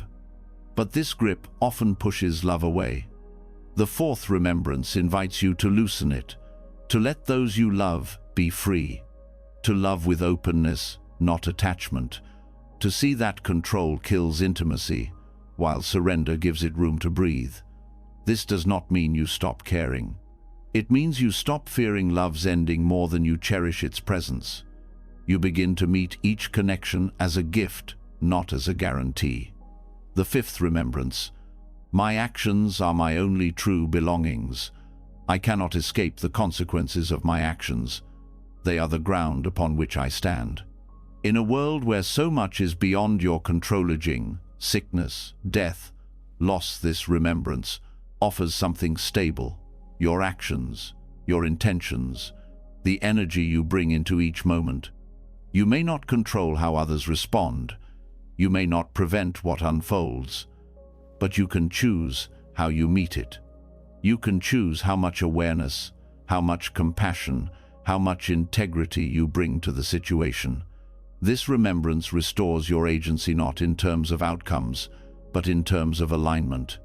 You begin to focus not on how things turn out, but on whether you're living in accordance with your deepest values. This shift is what ends the anxiety of control, because you no longer need the world to behave for you to be at peace. You just need to stay rooted in your own clarity. These 5 remembrances are not meant to be recited mechanically. They are meant to be lived, to be reflected on, not from a place of fear, but from a place of honesty. They don't tell you what to do. They show you what is. They strip away the illusions that control depends on the belief in permanence, the belief in ownership, the belief that peace lies in what lasts. These illusions are what feed the compulsion to manage every detail of life. But when you look at life through the lens of these truths, your grip softens. You begin to understand that control-based anxiety isn't really about the external world. It's about internal resistance. Resistance to change, resistance to loss, resistance to reality. When that resistance ends, anxiety doesn't have anything left to hold on to. This doesn't mean you won't feel fear. It means fear won't rule you. It won't shape every choice. It won't dominate your body. You will know how to return, again and again, to breath, to truth, to presence. You will begin to walk through life more aware of its fragility, but less afraid of it. You will stop wasting energy trying to prevent the inevitable and start putting your energy where it matters, into awareness, into care, into now. Each remembrance becomes a kind of anchor. When your mind starts racing with worry, you pause and recall. This body will age. This moment will pass. Everyone I love will change. And still, I can bring kindness here. Still, I can choose how to move. This way of living is not cold. It's awake. It's grounded in reality, not fantasy. And because of that, it frees you. You no longer need perfection. You no longer need forever. You just need truth. And truth is always enough. This is how the remembrances dissolve anxiety. Not by fixing anything, but by helping you see clearly, so that what once felt threatening now feels natural. What once felt unbearable now feels intimate. What once felt like loss now feels like a return. Return to presence. Return to softness. Return to what was never yours to hold, and finally let it go. After remembering what cannot be held, the body begins to understand what the mind has been trying to resist. Letting go is not only a thought. It's something you live through your breath, your presence, your gestures, and some gestures carry more than movement, they carry meaning. When the world becomes too much to think about, the body still knows how to speak. One of its oldest, most honest expressions is bowing. Bowing is not a performance. It is not submission. It is not self-erasure. It is an embodied recognition of reality. It says, I release the illusion of being above. I meet what's here with my whole being. I place my body lower, not because I am less, but because I no longer need to rise above to feel whole. In Buddhist practice, bowing appears simple. Hands come together, the spine bends, the head lowers, but the depth behind it is enormous. Each part of the bow carries a message. The joining of hands signals union between intention and action, between self and world, between mind and heart. The folding of the body is not collapsites, a conscious choice to soften, to meet life, not by rising over it, but by touching it with humility. Humility is often misunderstood. It's seen as weakness, as lack of confidence. But real humility is strength that doesn't need display. It is clarity about what you are and what you are not. Bowing expresses this clarity without needing to explain it. When you bow, you give up the need to appear certain. You let go of trying to impress or defend. You let yourself be seen without protection. This is not about shame. It is about sincerity. The bow is a mirror, not a mask. There's a reason bowing is used in so many sacred traditions. Because the body understands something before the mind does. When you bow, something inside quiets. The performance drops. The inner judge pauses. What's left is presence, not as concept, as posture, as movement. You bow to the cushion before you sit, not because the cushion is holy, but because presence is. You bow to your teacher, not to worship them, but to acknowledge that learning requires openness. You bow to others, not to make yourself smaller, but to meet them without defense. Each bow becomes a practice in surrender, not a passive collapse, but an active choice. A choice to not cling, a choice to not rise. A choice to kneel inwardly and say, I am willing to meet life without needing to conquer it. Bowing helps soften the part of you that wants control. It interrupts pride, which often wears the face of confidence but is fueled by fear. It interrupts resistance, which appears as strength but hides deep discomfort. Bowing says, I am not here to win, I am here to wake up. It is also a practice in trust. When you lower your body, you trust the ground will hold you. You trust that nothing in you breaks when you let go of image. You trust that truth does not require you to be tall. In Zen temples, practitioners may bow dozens or hundreds of times in a day, not out of ritual habit, but as a way to reset the mind. Every bow is a new beginning. Every bow interrupts momentum. Every bow says, I return. This return is not dramatic. It is quiet, but its power lies in repetition. Over time, bowing changes your posture, not just in the body, but in life. You begin to walk with less urgency. You speak with less defense. You listen with less resistance. Not because you are trying to be spiritual, but because your body remembers how to yield. Yielding is not defeat. It is allowing. Bowing teaches you to allow not in theory, but in motion. There's a sacredness in this gesture that words cannot touch, because it is not about philosophy, it is about direct experience. You don't think a bow, you feel it. And in that feeling, the ego thins. The heart opens. In a world that teaches you to stand tall, to speak louder, to take up space, bowing teaches you something else.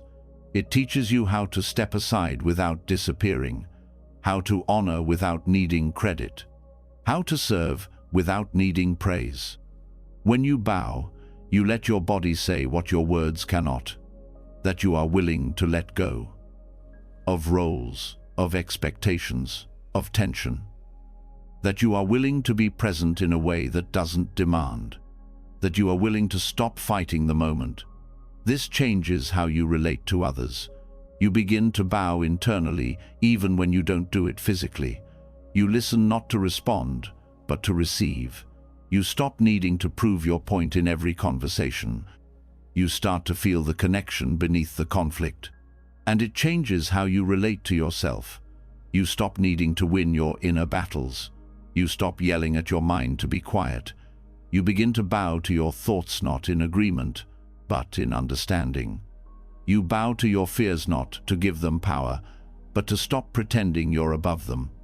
Every bow becomes an invitation to meet life as it is, with reverence, with respect, with readiness. There is no end to this practice. It deepens the more you return to it. You begin to bow not only in meditation halls, but in your daily moments. Before a difficult conversation, after a long breath. In the quiet pause between tasks, bowing becomes a thread that ties awareness to action. It helps you slow down. It helps you see clearly. It helps you stay soft in a world that rewards sharpness. You learn to bow to your limits, to your confusion, to the days that don't go how you hoped. You bow to the people who challenge you, not because they are right, but because they show you what you still resist. You bow to endings, because they ask you to let go. And you begin to see that bowing doesn't shrink you, it returns you to your actual size, which is not the size of your achievements, your image, your stories, but the size of your heart when it no longer needs to protect itself. This is why bowing is not weakness, it is wisdom. It is the body teaching the mind how to yield with dignity. It is the spirit remembering that depth does not need height. It is the gesture that says, I am not above life. I am part of it. And in being part of it, I am already whole. Let your next breath be a bow. Let your next moment be a bow. Let your entire life become a bow. After enough bows, the heart no longer stands apart from anything. The illusion of separateness, of being alone in your experience, begins to soften. You begin to sense a larger présence above you, not outside of you, but among you. Something invisible holding you, not through control, but through connection. The next unfolding is not about doing anything alone. It's about remembering that you were never supposed to. This remembering has a name in the Buddhist path: Sangha, often translated simply as community, but it's more than that. It's not just a group of people gathered around shared ideas. It's a sacred container where the Dharma becomes real, not through theory, but through relationship, not through talking about awakening, but by being witnessed through your forgetting and your remembering. When practiced deeply, Sangha is not just support, it is surrender. Because to belong to a true spiritual community is to release the need to always be right, to always stand out, to always protect your self-image. It's not about finding people who always agree with you. It's about staying with people who reflect back the parts of you you can't always see yourself. This kind of community asks you to put down your personal agenda, your constant need to direct everything, your subtle ways of seeking control through performance. It invites you into something larger than your preferences, something wiser than your opinions, something stronger than your individuality. That doesn't mean you lose who you are. It means you remember who you are beyond the defenses you've built. The Sangha becomes the mirror where those defenses are softened, where your edges are seen but not judged, where your silence is held, not filled, where your efforts are not compared, but simply honored. In true community, you stop needing to fix everything yourself. You begin to trust that others can hold part of what feels heavy. You stop needing to be strong all the time. You allow space to be uncertain, to be undone, to be vulnerable without shame. That trust is not instant. It's earned through shared presence, through sitting together, through listening without interruption, through being with others in both joy and mess. The Sangha doesn't rescue you. It stands with you, quietly, faithfully, patiently. Being in Sangha means giving up the fantasy of individual control. It means learning to walk together, even when it's slow, even when it's not your pace. It means making room for differences and knowing that practice continues even in the discomfort. That surrender can happen in conflict too, if you remain open to listening without needing to be the one who wins. Community is not always comfortable, and that's the point. It challenges your ideas of how things should go. It exposes your tendencies to isolate or to dominate. It reveals where you still cling to being the one who knows or the one who hides. It asks you to be seen in your wholeness, not just in your strengths. This is what makes Sangha a practice, not a convenience. It is not a curated social group. It is a space for awakening through the friction and the harmony of human contact. Through the real-time unfolding of personalities, patterns, and presence. And within this field, something powerful happens. You begin to trust what is shared more than what is separate. You stop idolizing your own view. You stop protecting your sense of control. You start listening with more humility, speaking with more care, holding space with less urgency to change it. That shift is where real transformation begins, because now you are not leaning on just your own willpower, or your own interpretations, or your own story. You are resting in something collective, something woven from intention, from effort, from presence, that is sustained not by one person, but by many. The wisdom of Sangha is not loud. It moves through shared rituals, shared silence, shared repetition. The bow you offered earlier becomes part of the group rhythm.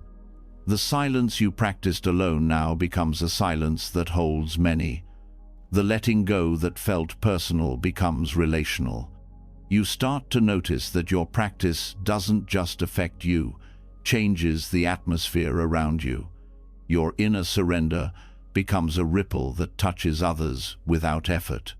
There is accountability here, too, but not the kind rooted in guilt or pressure. It is the quiet reminder that your choices echo, that your reactions don't live in isolation, that how you show up matters not just for your path, but for everyone's. This is the surrender of egoic independence. It is the shift from self-improvement to collective awakening. It teaches you how to step back when needed, to step forward when called, to listen when it's not your turn to speak, to stay present when discomfort arises, to hold space for others even when you feel tired. And in doing so, you learn something will carry you, something you didn't create, but that you contribute to by your presence. Sangha is not a place to get your way. It's a place to let go of your way, so something deeper can emerge. A shared field of mindfulness, a net of compassion, a rhythm that isn't about any one person but includes everyone. You learn to sit in circles, not in thrones. You learn to speak from the heart, not from performance. You learn that being part of something greater is not about disappearing, it's about dissolving the need to be central. This kind of community becomes a living Dharma, not just a reflection of teachings, but a teacher in itself. It teaches you patience when things feel slow, forgiveness when things feel messy, trust when you feel unsure, and it gives you a place to return to when your own voice feels too loud or too lost. You also begin to feel the power of shared energy. Sitting alone has its depth, but sitting together deepens presence in ways that can't be explained. There is strength in breathing together, in walking together, in bowing together. Something happens in the space between bodies that can't happen in solitude. Stillness is amplified.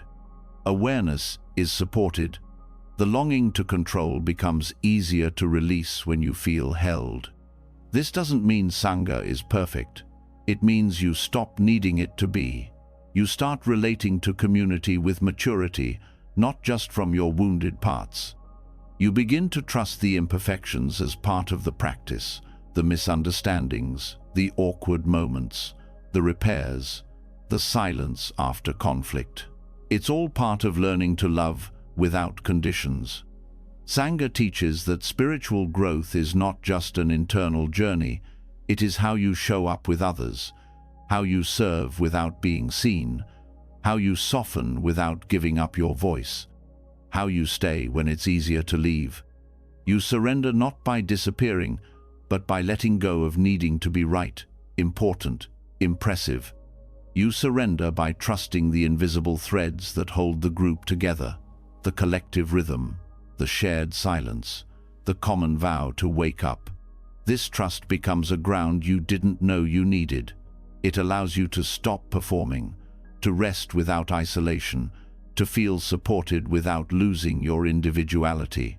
It allows you to be part of something sacred without needing to shape it.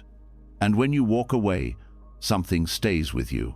A memory not of faces or names, but of presence, the quiet strength of being held, the wisdom of being mirrored, the beauty of not being the center of your story for once. Let yourself settle into that now. Let the idea of mine dissolve. Let yourself be part of something wide and silent and kind. Let community become your teacher. The moment you feel held by something larger than yourself, by community, by shared silence, by the act of simply being seen without performance, a subtle layer of urgency begins to unravel.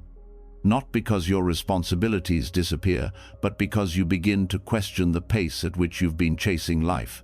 The pressure to always be ahead, to catch up, to not fall behind. The constant measuring of days and hours, the background anxiety that time is running out. When community slows you down, something within whispers, "Must you keep rushing?" This question leads directly into one of the most profound teachings in the Dharma Nikaya, impermanence, not just as an idea, but as a direct, continuous experience.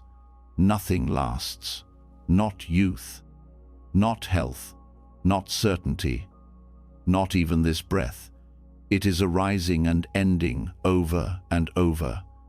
And yet, instead of bringing peace, impermanence often triggers fear, because it reveals a truth most people work hard to avoid.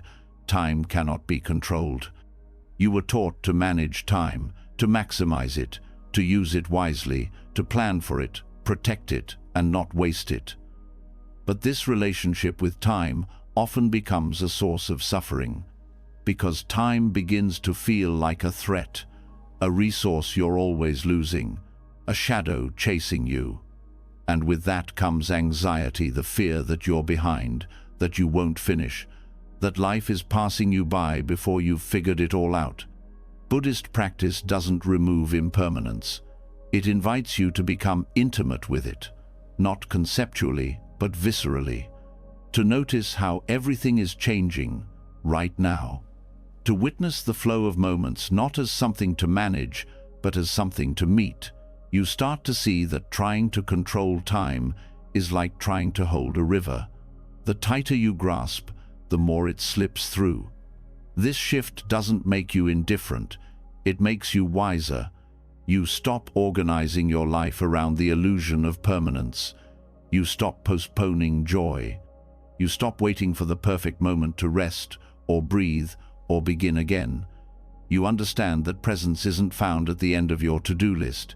It's available now if you stop pushing. The surrender of time is not laziness, it's a form of reverence.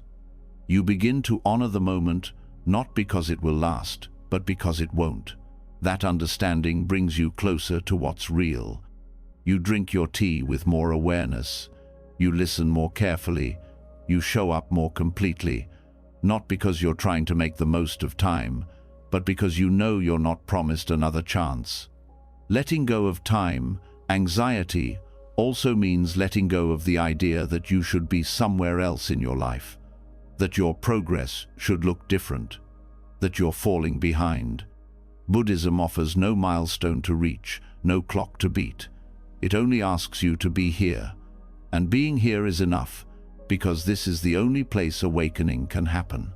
You start to notice how often you measure your day in terms of productivity.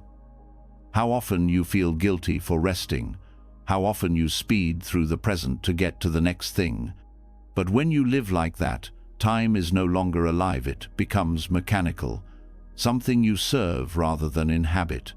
Impermanence teaches you that every moment is fresh, that what happened 5 minutes ago no longer exists, that what's coming cannot be controlled. So why spend this breath regretting the last one or fearing the next? Each moment holds the potential for a complete return. This return is the essence of mindfulness. It's not about stopping the flow of time, it's about not getting swept away by it. You begin to move differently, you begin to respond instead of react.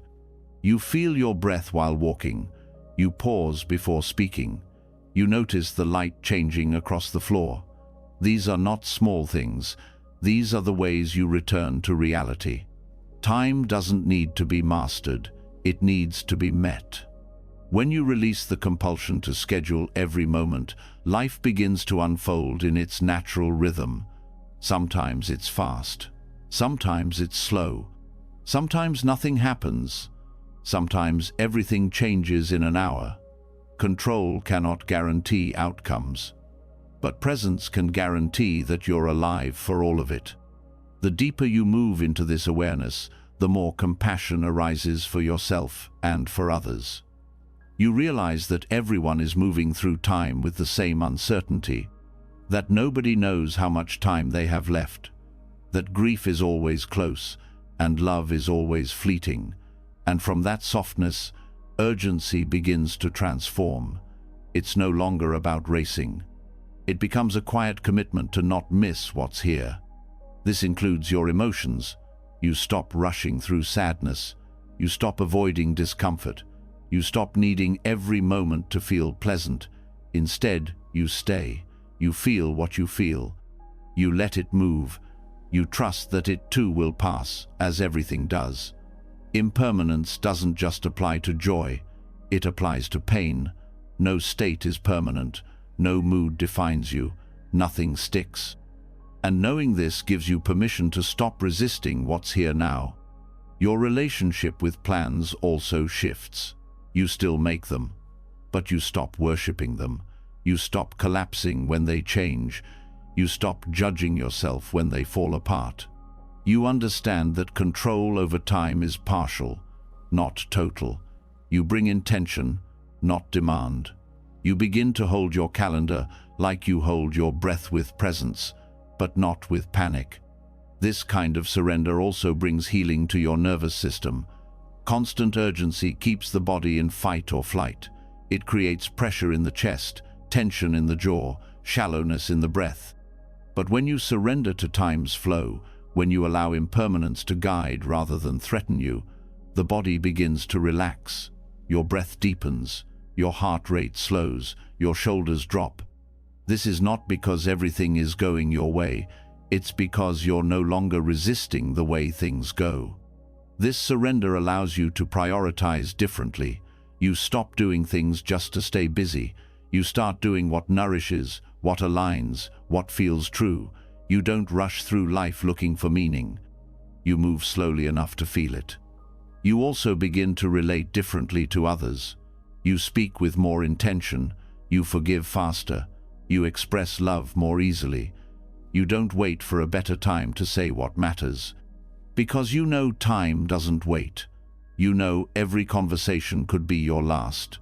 This is not tragic, it's clarifying. You stop postponing your own life.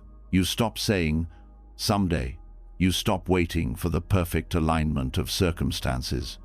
You see that now is the only time you will ever have to be kind, to be awake, to be alive. Letting go of control over time means releasing the story that life must unfold according to your plan, that your value depends on efficiency, that your worth is tied to productivity. It means seeing that the deepest joy is not in having more time, but in showing up fully to the time you're given. The practice is simple, not easy, but simple. Breathe, pause, listen, let time move through you. Let it teach you, let it show you that every moment contains everything.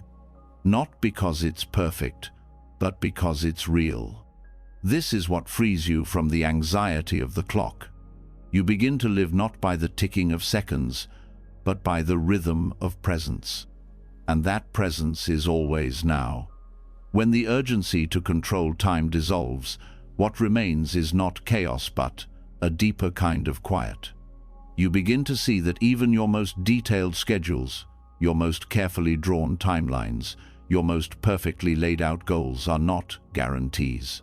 They are outlines sketched on water. They are shapes drawn from hope, from memory, from fear, but not from reality. And this leads to a deeper truth. It's not just time that moves beyond your control, it's everything. This is where the teaching of sunyata, or emptiness, begins to open. Emptiness does not mean nothingness. It doesn't mean that life is meaningless or hollow. It means that things do not exist in the solid, independent, permanent way your mind assumes they do. Nothing stands alone. Nothing stays the same.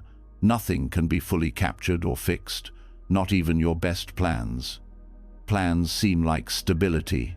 They give you a sense of direction, of predictability, of purpose. But when you cling to them too tightly, they turn into burdens. They create expectations that reality often refuses to follow. You end up fighting the moment because it doesn't match what you imagined. And this fight creates tension. Not because something went wrong, but because you believed that things were supposed to go only one way. Sunyata invites you to see through that illusion. It teaches that all things are empty of fixed identity. Every experience, every person, every event is shaped by conditions. Those conditions are always shifting. What looked solid a moment ago begins to dissolve. What you thought was certain suddenly changes shape. Your plans, no matter how wise or detailed, are also empty in this way. They are made of thoughts, hopes, assumptions, cultural ideas of success, personal definitions of progress. They are not wrong, but they are not truth. They are tools, and when you mistake a tool for reality, you begin to suffer. Strategic surrender is the practice of using plans without being trapped by them. It means you honor your intentions, but you remain available to the unexpected. You learn to adapt without panic. You move with clarity, but not with rigidity. This is not a rejection of responsibility, it's a more intelligent way of holding it. You plan because direction is useful, but you surrender the outcome because you know that control is partial, always conditioned, never absolute. When you live from this understanding, your relationship to the future changes. You stop needing to define every step before you begin. You stop needing to know exactly how things will unfold. You make room for mystery not as something to fear, but as something to work with. This mindset brings relief. It allows you to exhale, to stop trying to calculate every possibility, to stop editing your plans every time a new worry appears. It frees your attention for the moment you are in. The idea of a fixed future becomes softer. You start to hold your goals more lightly. You still care, but you no longer collapse when things shift. You no longer cling to the identity of the planner. You allow the plan to serve the process, not to control it. This surrender deepens your patience. It gives you space to grow through uncertainty. It helps you listen more carefully to what's unfolding rather than forcing something that isn't ready. You begin to see that some things need time, some paths need silence, some answers come not from effort, but from waiting. When you cling to plans, you often miss what's actually happening. You overlook opportunities because they don't look like what you expected. You rush through lessons because they don't fit your schedule. You reject detours that might have opened something new. Sunyata reminds you that what feels like delay may actually be realignment. What looks like failure may be a shift in conditions that you couldn't have predicted. What seems like confusion may be the beginning of a deeper clarity. In this view, surrender is not weakness, it is wisdom.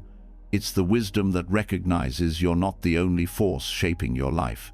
That life is collaborative, that it includes causes and effects far beyond your control. And that doesn't make you powerless. It makes you part of something much more alive. You begin to move with more humility. You stop expecting life to bend to your schedule. You stop fighting what shows up. You start welcoming change, not because you like it, but because you trust that it belongs. This doesn't mean you stop planning. It means your planning becomes a kind of listening. You start with intention, but you remain open. You look at your calendar not as a command, but as a possibility. You leave space for life to shape you, not just for you to shape life. The more you embody this, the more peaceful you become. Because you're no longer in constant resistance. You're not trying to control every outcome. You're not living in fear that things will fall apart. You know they might, and you know you can still show up. Sunyata also frees you from the pressure of identity built around achievement. When plans become rigid, they often carry not just tasks, but definitions of self. You start to believe that if the plan fails, you are a failure. that if something doesn't go your way, it reflects who you are. But emptiness teaches that identity is also not fixed. You are not your success. You are not your timeline. You are not your progress report. You are the awareness that moves through all of it. This awareness can shift direction without losing center. It can let go without collapse. It can begin again without shame. Strategic surrender is not indecision. It is precision in the presence of uncertainty. It is knowing when to pause, when to adjust, when to release. It's the difference between holding something firmly and holding it tightly. One gives energy, the other drains it. This understanding also changes how you relate to others. You stop expecting people to fit your vision. You allow relationships to evolve. You stop demanding that everyone move at your pace, think the way you think, agree with your plans. You begin to honor the emptiness in others, their shifting needs, their changes, their timing. You start to see that life isn't something to master. It's something to dance with. And dancing requires presence more than planning. It requires response more than control. This doesn't mean everything becomes effortless. It means you stop wasting effort where it isn't needed. You conserve energy. You move with rhythm. You work with conditions, not against them. Sunyata teaches that everything is connected, but nothing is fixed. It asks you to release the illusion of permanence and meet what is actually here. Plans become one expression of your heart's direction, but they are not the whole map. They are not the end. You still set goals. You still act. But you no longer believe that peace waits on the other side of completion. You find it in the middle of unfolding. This shift brings simplicity. You don't need to explain everything. You don't need to defend every choice. You begin to speak from clarity, not from defense. You move from integrity, not from fear. You begin to live your life as a conversation, not a script. Let this moment be that conversation. Let your next breath be unscripted. Let the shape of your life remain soft enough to change. Once you stop gripping tightly to plans, once you see that no path is ever fully solid beneath your feet, a different kind of tenderness begins to rise. Not a softness that turns away from life, but one that bows more deeply to it. And this tenderness shows itself most clearly in the places where attachment is strongest, especially in the ones we love the most. In no area is this more vivid than in parenting. The moment someone becomes a parent, something ancient awakens, an instinct to protect, to guide, to shape, to make things right. But within this love, attachment grows easily. And soon, without meaning to, control sneaks in.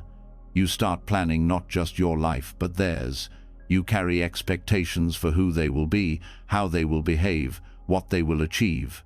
You feel their pain as your failure, their choices as your reflection. Their freedom starts to feel like a threat to your identity as a good parent. The teachings of the Buddha offer an unexpected mirror here, especially in the Jataka tells the stories of his past lives. These stories are more than folklore. They are parables of compassion, patience, non-attachment, and presence. They reveal that parenting is not about possession, it is about care without clinging. In many Jataka tales, the Buddha appears not just as a teacher, but as an animal, a friend, a king, a father. Each story offers an example of wise relationship grounded in understanding rather than control. The lessons are quiet but profound. Love does not mean shaping another in your image. Love means allowing another to unfold as they are, while you remain a stable presence. One story tells of the bodhisattva as a deer who risks his own life to protect a fawn caught in danger. The lesson isn't about heroism, it's about selfless care without attachment. The deer doesn't save the fawn to be praised. He acts because compassion moves him. There's no ownership in his love, only response. This reflects something essential in parenting. So often, care becomes entangled with ego. You want your children to succeed, to be happy, to avoid pain. But underneath that desire can live fear. A fear that you'll be blamed if they fail, that you'll be judged if they struggle, that their freedom will reveal your vulnerability. Control grows from that fear. You start to micromanage. You correct not because it's needed, but because it comforts your anxiety. But children are not projects. They are not extensions of your will. They are beings with their own path. And your role is not to mold them, it is to meet them, to offer structure without suffocation, to guide without demanding, to love without needing to possess. The Jataka tales help return parenting to its rightful place, not as a job to complete, but as a relationship to be lived with awareness. You stop focusing only on outcomes and start paying attention to the atmosphere you create. Are you offering safety or just rules? Are you listening or only instructing? Are you open to who they are becoming, or are you trying to keep them inside an idea of who they should be? This kind of parenting requires surrender, not giving up responsibility, but giving up the illusion of control. You still show up, you still offer boundaries, but you stop trying to engineer a perfect life. You stop reacting from fear, you start responding from trust. This doesn't mean you abandon your role, it means you become more skillful in it. You understand that each child is different, not only in temperament, but in karma. Their journey will not mirror yours. Their lessons will not arrive on your schedule. Your job is not to prevent suffering. Your job is to help them develop the tools to face life with clarity and strength. This shift from control to trust changes everything. You speak with more calm, you listen with more patience. You hold consequences without aggression. You stop trying to win every argument. You stop needing to be right. You start showing your own humanity, your own mistakes, your own learning process. And in doing so, you teach humility. The Buddha's path is not about erasing emotion, it's about seeing through it. You will still feel frustration, you will still worry, but you won't be ruled by it. You will learn to pause, to breathe, to remember that parenting is a practice, not a performance. Another Jataka tale tells of the bodhisattva as a prince who gives up his wealth to serve others. When his family protests, he responds not with anger but with presence. He doesn't convince them with words. He lets his example speak. This is another kind of parenting, not leading by pressure, but by embodiment. Children absorb your nervous system more than your advice. They learn how to treat themselves by how you treat yourself. They notice when you rest, when you apologize, when you allow space for not knowing. They remember your tone more than your lectures. Surrendering control in parenting also means accepting impermanence. Children change, their needs shift. Their identity unfolds in ways you may not expect. If you hold too tightly to who they were, you miss who they are becoming. If you attach to one phase, you resist their growth. But if you stay present, you move with them, you adapt. You evolve together. This kind of presence builds trust, not just between parent and child, but within the child themselves. They begin to trust their experience. They feel seen, not for who you want them to be, but for who they are. And from that trust, confidence grows. Not the brittle confidence of performance, but the grounded confidence of authenticity. Surrender also helps you face your own past. Often, what you try to control in your children reflects what feels unfinished in yourself. If you were shamed, you try to prevent shame. If you felt invisible, you try to protect their identity. These efforts are human, but they are not always conscious. The more you become aware of your own conditioning, the less you project it onto them. You begin to relate to parenting as part of your own awakening. Your children become your teachers. They reveal where you still grasp, where you still fear, where you still try to shape life instead of meeting it. And every time you pause instead of react, every time you listen instead of interrupt, every time you stay instead of fix, you return to the heart of the path. You return to compassion, not as sentiment, but as strength, not as indulgence, but as clarity. This is what the Jataka tales invite, a way of parenting that is both wise and kind, structured and soft, present and unattached, a way of raising others without losing yourself, a way of releasing control without abandoning care. You still guide, you still show up, but now your guidance comes from presence, not fear. Let your parenting become part of your practice. Let your letting go become your greatest teaching. Let your love be large enough to not need control. When you begin to let go of control in parenting, when you soften into the unknown and trust more than you instruct, the lessons start to ripple outward. What begins at home doesn't stay there. The capacity to listen without defending, to respond without force, to stay open while holding boundaries, these qualities are not just for raising children. They are the foundation for navigating all relationships, especially the difficult ones. And the most difficult are often marked by conflict. Conflict stirs something primal, the urge to win, to justify, to defend, to control. Words become weapons. Silence becomes armor. You feel your body tighten, your heart races. You start seeing the other person not as they are, but as a threat.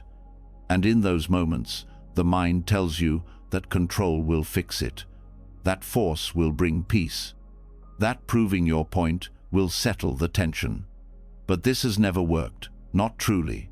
In the teachings of the Buddha, there is a different path, a middle path that doesn't collapse into passivity and doesn't explode into aggression, a path of non-resistance, not avoidance, not weakness, a deep, embodied presence that meets conflict with clarity instead of reaction.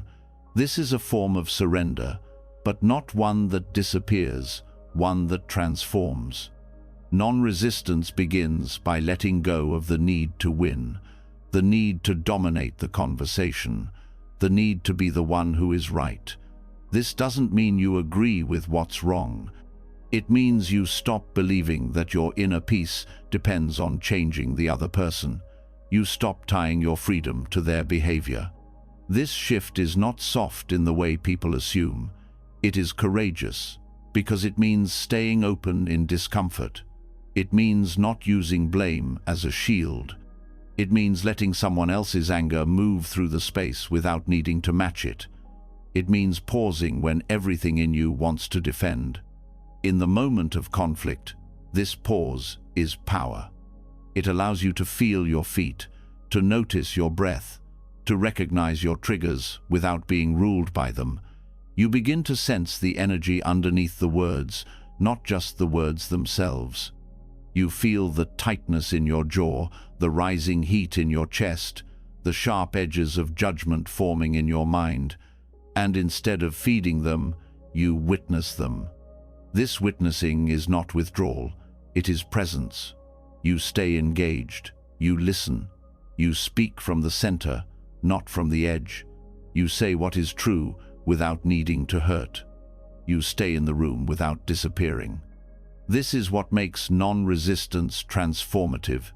It doesn't deny conflict, it meets it with awareness. It stops adding fuel to the fire and starts revealing the roots of it. Sometimes the root is fear, sometimes shame, sometimes misunderstanding. Often, it's a lifetime of unspoken pain. When you refuse to escalate, something surprising can happen. The conflict begins to lose its shape, not because you forced peace, but because you stopped contributing to the cycle. This doesn't guarantee resolution, but it does guarantee clarity. You begin to see your part more clearly, not for blame, but for liberation. You see where your own expectations have turned into demands, where your voice was trying to control, not connect. where your silence was not compassion, but avoidance. In non-resistance, surrender looks like this.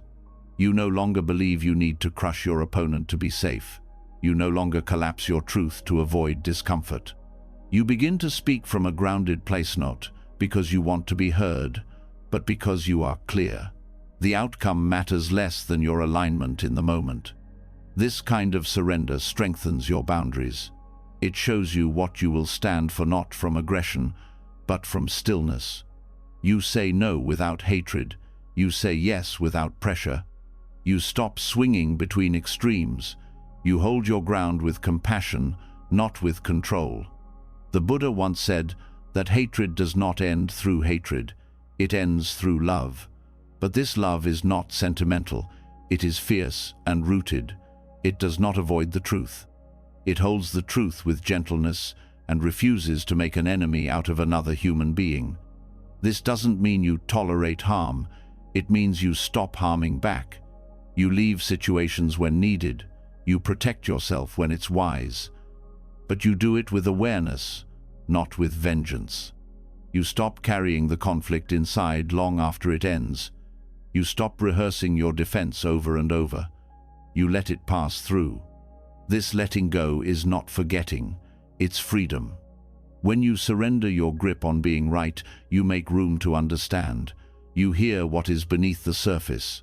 You learn what the other person cannot say directly. You start to feel the brokenness behind the anger. And when you meet that pain with presence, it often softens if the person can't name why. This kind of energy shifts the dynamic. You become the calm center in the storm. You do not provoke. You do not collapse. You do not control.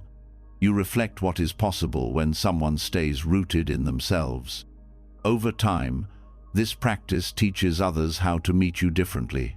They begin to expect less resistance, less noise, less manipulation, and in that space, something honest can finally emerge. Even if it doesn't, you are still free, because your well-being is no longer tied to being right, to being agreed with, to being obeyed. It is tied to your own clarity. This doesn't mean you always get it right. You'll still lose your temper. You'll still shut down, but the difference is, you'll notice it faster. You'll return quicker. You'll apologize without needing to be asked. You'll forgive without needing an apology first. This is how conflict becomes practice, not something to avoid, but something to learn from, a mirror that shows you your patterns, a teacher that shows you where you still grasp, where you still fear, where you still forget who you are. And when you remember, you surrender again, not to the other person, but to truth, to peace, to the moment. Let the next time you are misunderstood be a practice in softening. Let the next disagreement become an invitation to listen without defense. Let the next conflict become a place where peace is planted, not forced. When you stop meeting conflict with resistance, when you surrender the need to control how others act or react, a deeper challenge begins to surface: the need to be understood, not just heard, but truly seen, recognized, confirmed. And when that doesn't happen, the pain feels personal. You question your worth. You repeat conversations in your mind. You wait for validation like it's air. But what if peace doesn't require being understood at all? This kind of surrender is subtle. The attachment isn't loud. It doesn't always shout. Sometimes it hides behind helpfulness, honesty, or even spiritual language. You explain your feelings with care, hoping they'll see your heart. You speak truthfully, expecting empathy. But when the response doesn't come, when your depth is overlooked or misread, you're left with a silent ache, the ache of invisibility. In Buddhist practice, this ache becomes a doorway, because it shows you something essential. It shows you that being misunderstood is not the source of suffering. Attachment to being understood is the clinging to image, the desire for reflection, the belief that others must mirror your inner world for it to be real. This is where the suffering lives. Letting go of that need is not indifference, it is maturity. It's the shift from external dependence to internal steadiness. It's learning to rest in your own knowing, even when it isn't mirrored. It's releasing others from the responsibility of proving your truth. When you stop needing to be understood, your words become cleaner. You speak without hidden agendas. You don't use honesty to manipulate. You don't package your pain in ways that beg for approval. You speak to share, not to control how others respond. This shift also changes how you listen. You stop listening only to reply or to find your own reflection. You begin to receive people where they are, even when they don't meet you in the same place. You start to see that not every connection requires deep understanding to be meaningful. That presence can exist even when perception is imperfect. Letting go of this need is not about isolation. It's about freedom.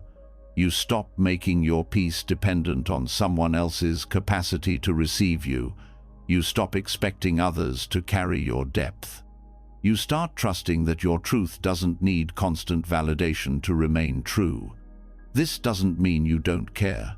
It means you care in a different way. You love without bargaining. You connect without clinging. You express without expecting. And when misunderstanding happens, which it always will, you don't collapse. You stay rooted. You stay clear. You stay open.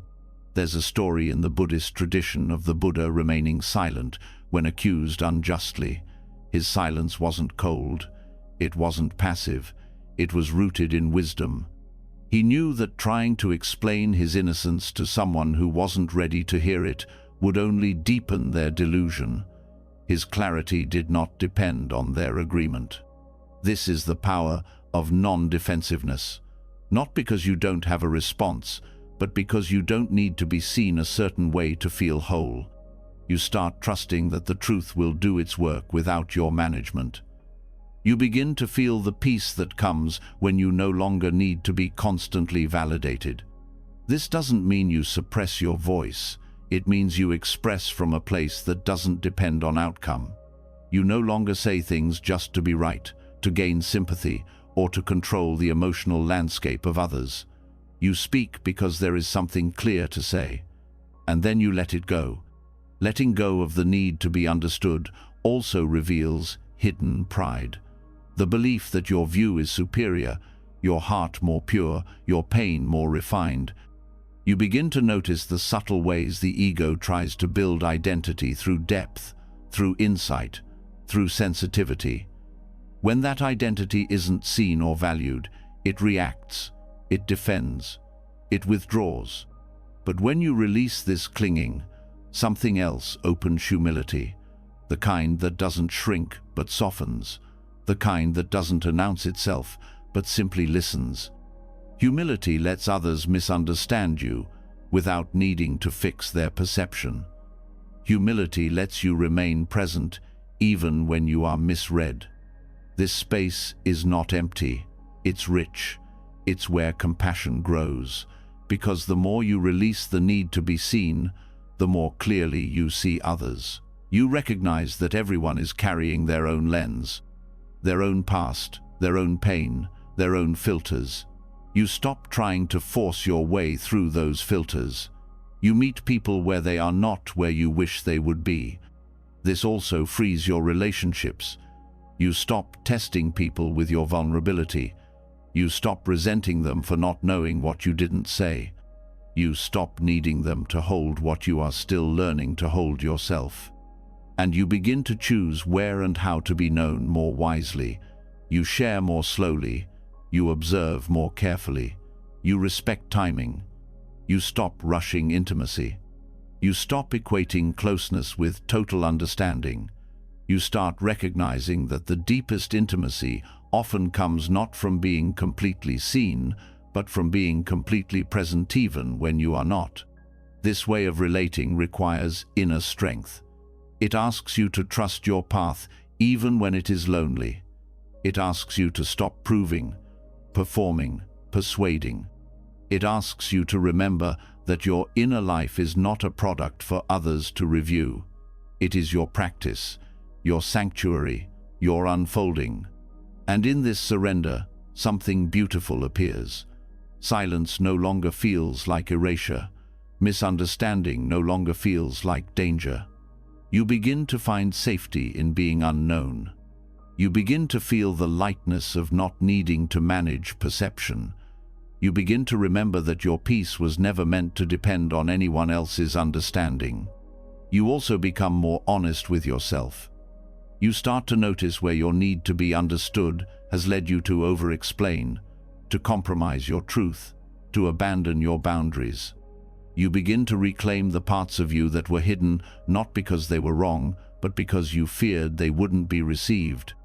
Now, you welcome those parts back.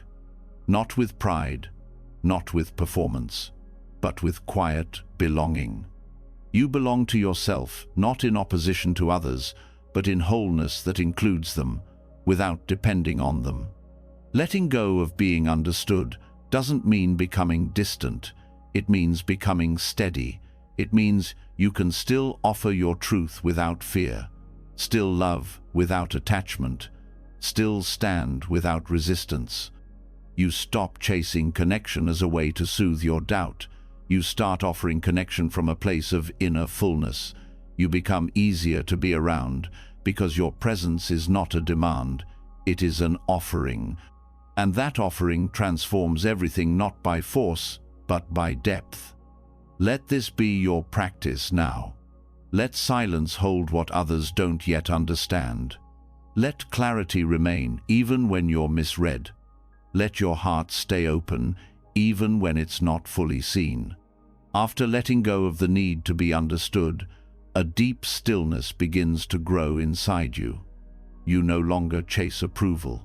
You no longer bend your truth to be seen. You speak, you listen, and you rest in your own clarity. But as soon as you return to the world, another force begins to pull at you quietly, relentlessly, and often without your awareness. This pull doesn't come through a person or a conversation, it comes through a screen. In the modern age, attention is currency. Devices demand it, platforms shape it, and algorithms feed on it. Every notification, every scroll, every click is part of a system designed to capture your mind and keep it spinning. And the mind, already conditioned to crave control, gets seduced by the illusion that technology makes life more manageable. That if you just respond fast enough, stay informed enough, post frequently enough, track everything, and never miss a message, you'll finally be at peace. But peace doesn't come. Instead, the days blur. The body tightens, the breath shortens, the mind grows more scattered, and slowly, without noticing, you stop living your life directly. You begin living through filters organized by apps, interrupted by alerts, weighed down by digital noise. This is not a rejection of technology, it's a call to wake up inside it. Buddhism doesn't label things as good or bad. It teaches you to look deeply, to ask, what is this creating in me? Is it clarity or confusion? Freedom or clinging? Mindfulness or reaction? Digital over-control is subtle. It masks itself as productivity. You make lists, sync calendars, reply quickly. But underneath is often a fear of being left behind, of missing out, of not being seen. So you check again and again. The habit becomes compulsive. Not because you're weak, but because your mind was never designed to process this much stimulation this fast for this long. The Buddha taught that suffering arises from craving, aversion, and ignorance. Digital life encourages all three, craving through the endless desire for likes, attention, novelty, aversion through outrage, comparison, distraction, ignorance through the unconscious habits that fill your day without reflection. Mindful reorientation begins by noticing how often your fingers move before your awareness does. How often you reach for your device in silence, in discomfort, in boredom. Not because you need Tobit, because you forgot how to simply be. Awakening within digital life is not about complete disconnection, it's about intimacy. Can you be fully present while using a device? Can you bring the same attention to one email that you would bring to your breath? Can you feel your body as you scroll? Can you notice your breath as you type? This is not easy. The digital world is built for speed, but awakening requires slowness. So the first step is pause. Not dramatic withdrawal, just a breath before you touch the screen. Just a heartbeat before you respond. Just enough space to ask, is this necessary? Is this kind? Is this true? The next step is simplification. You don't need to track everything. You don't need to read every headline. You don't need to be instantly available. When you try to control every part of your digital experience, it begins to control you. Simplicity is not about minimalism as aesthetics. It's about function. Does this serve presence, or does it scatter it? Begin to observe your habits. When do you reach for your phone? What are you avoiding? What are you hoping to feel? What do you feel instead? The screen often promises relief, but delivers restlessness. The promise of connection leads to more comparison. The promise of productivity often leads to burnout. Buddhist practice brings the attention back inward. You begin to turn toward the discomfort you were trying to scroll past. You feel your loneliness without masking it in content. You sit with your restlessness instead of numbing it through notifications. This return to discomfort is not punishment, it's healing. Because it teaches you that you don't have to run. That peace is not found in more input. It is found in meeting the moment exactly as it is, even when it's quiet, awkward, or slow. From this space, intentional habits can be built. You begin to set boundaries not to restrict yourself, but to protect your clarity. You turn off what distracts. You make space for silence. You schedule less. You answer when you're truly present. You begin to experience digital tools as tools, not as extensions of your nervous system. And your nervous system begins to shift. The addiction to stimulation lessens. The mind starts to settle. The need to always be plugged in softens. You start to feel joy in small things. Again, conversations without interruption, meals without screens, walks without podcasts. This doesn't make you less engaged. It makes you more alive. Because now your attention is not split. Your presence is not leaking.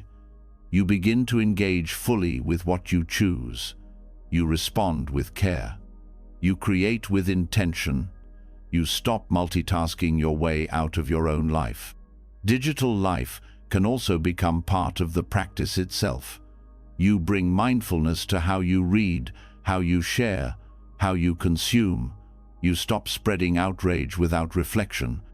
You stop posting just for validation. You begin to use your voice with honesty, with kindness, with care. You also become more generous with your silence. You stop needing to fill every moment with updates. You begin to appreciate the power of not responding right away, the beauty of waiting, the wisdom of choosing your words carefully. Letting go of control in digital life is an act of reclaiming your humanity. It's remembering that you are not a machine, that your worth is not measured by your output, that your peace is not found in your screen time. It is found in the space between tasks, in the breath between alerts, in the pauses you choose. And in choosing those pauses, you reclaim choice itself. You are no longer driven by reactivity. You become responsive, conscious, softly awake, in the middle of an overactive world. This path is not about perfection, it's about attention. It's about returning again and again to the question, who am I when I stop performing for the screen? Who am I when I stop reaching for control? The answer is always here. In stillness, in simplicity, in presence. Once the noise of digital life begins to quiet, once your presence is no longer scattered across platforms, something more honest begins to surface. Without constant stimulation, the mind turns inward. You start to feel things more fully. You start to notice the places where your attention was masking a deeper attachment, not to information or devices, but to identity. And one identity, especially for those walking the path of practice, can be the hardest to release: the role of the helper. Helping others appears noble. It is encouraged, praised, and often expected. It feels purposeful. It gives you direction. But when helping becomes a role you cling to, it can shift from compassion to control. It can begin to create suffering, not just for others, but for you. The teachings of Buddhism guide you toward compassion, but also toward wisdom. True compassion does not require you to fix. It does not ask you to be the savior, the rescuer, the one who always knows what to do. True compassion sees clearly. It acts without attachment. It cares without needing credit. It loves without needing to be needed. Letting go of helping is not a rejection of kindness. It is the surrender of ego's involvement in service. It is the release of the subtle grasping that says, "I must be the one to heal, to guide, to hold everything together." That grasping can wear many faces. It may show up as constant advice-giving, as discomfort in silence, as the inability to watch someone struggle, as the habit of stepping in before someone asks. Underneath it, there's often a hidden fear that without this role, you won't be seen, that if you stop helping, your worth will be questioned, that if you allow others to walk their path, even when it's hard, you'll be blamed for stepping back. But the Dharma teaches you to look deeper, to see what's really driving your actions.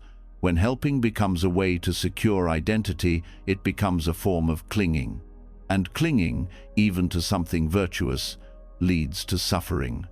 Compassion means presence, and presence requires spaciousness. If you fill every gap with advice, with comfort, with solutions, you rob others of their own wisdom. You interrupt their unfolding. You try to carry what may not be yours to hold.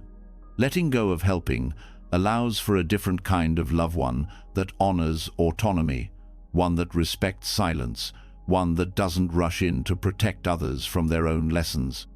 There is a story in the Buddhist tradition of a monk who tried to shield another from suffering by offering comfort too soon. Instead of healing, it delayed growth. Because some truths need to be touched directly. Some awakenings require discomfort. And not every pain is meant to be avoided. To truly help, you must release the impulse to take away pain at any cost.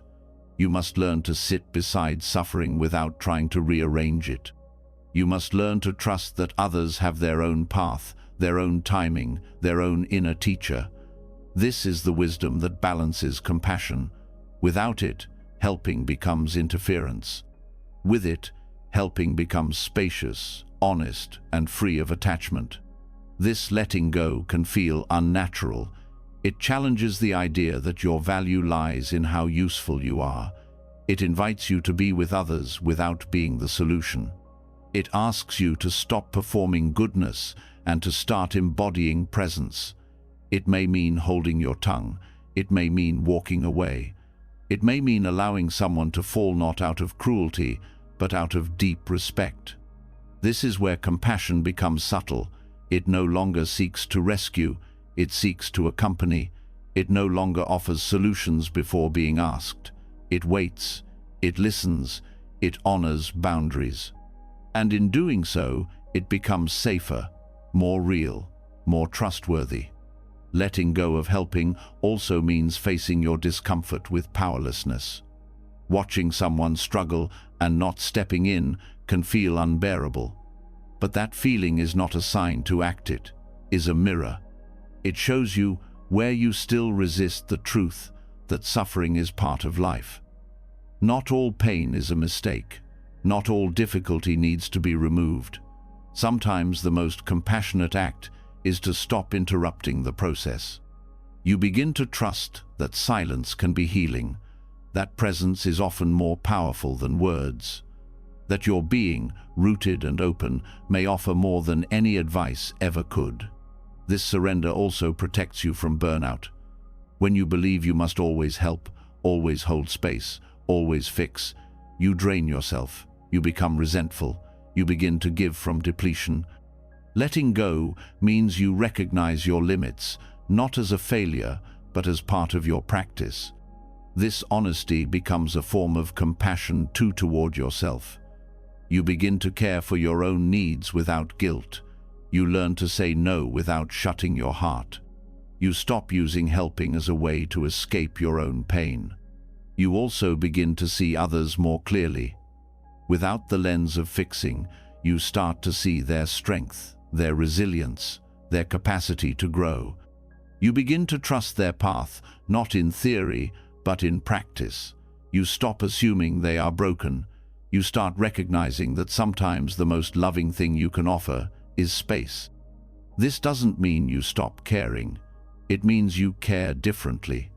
You check your motivation before offering support. You wait to be invited. You ask before acting. You share with humility. You listen without trying to lead.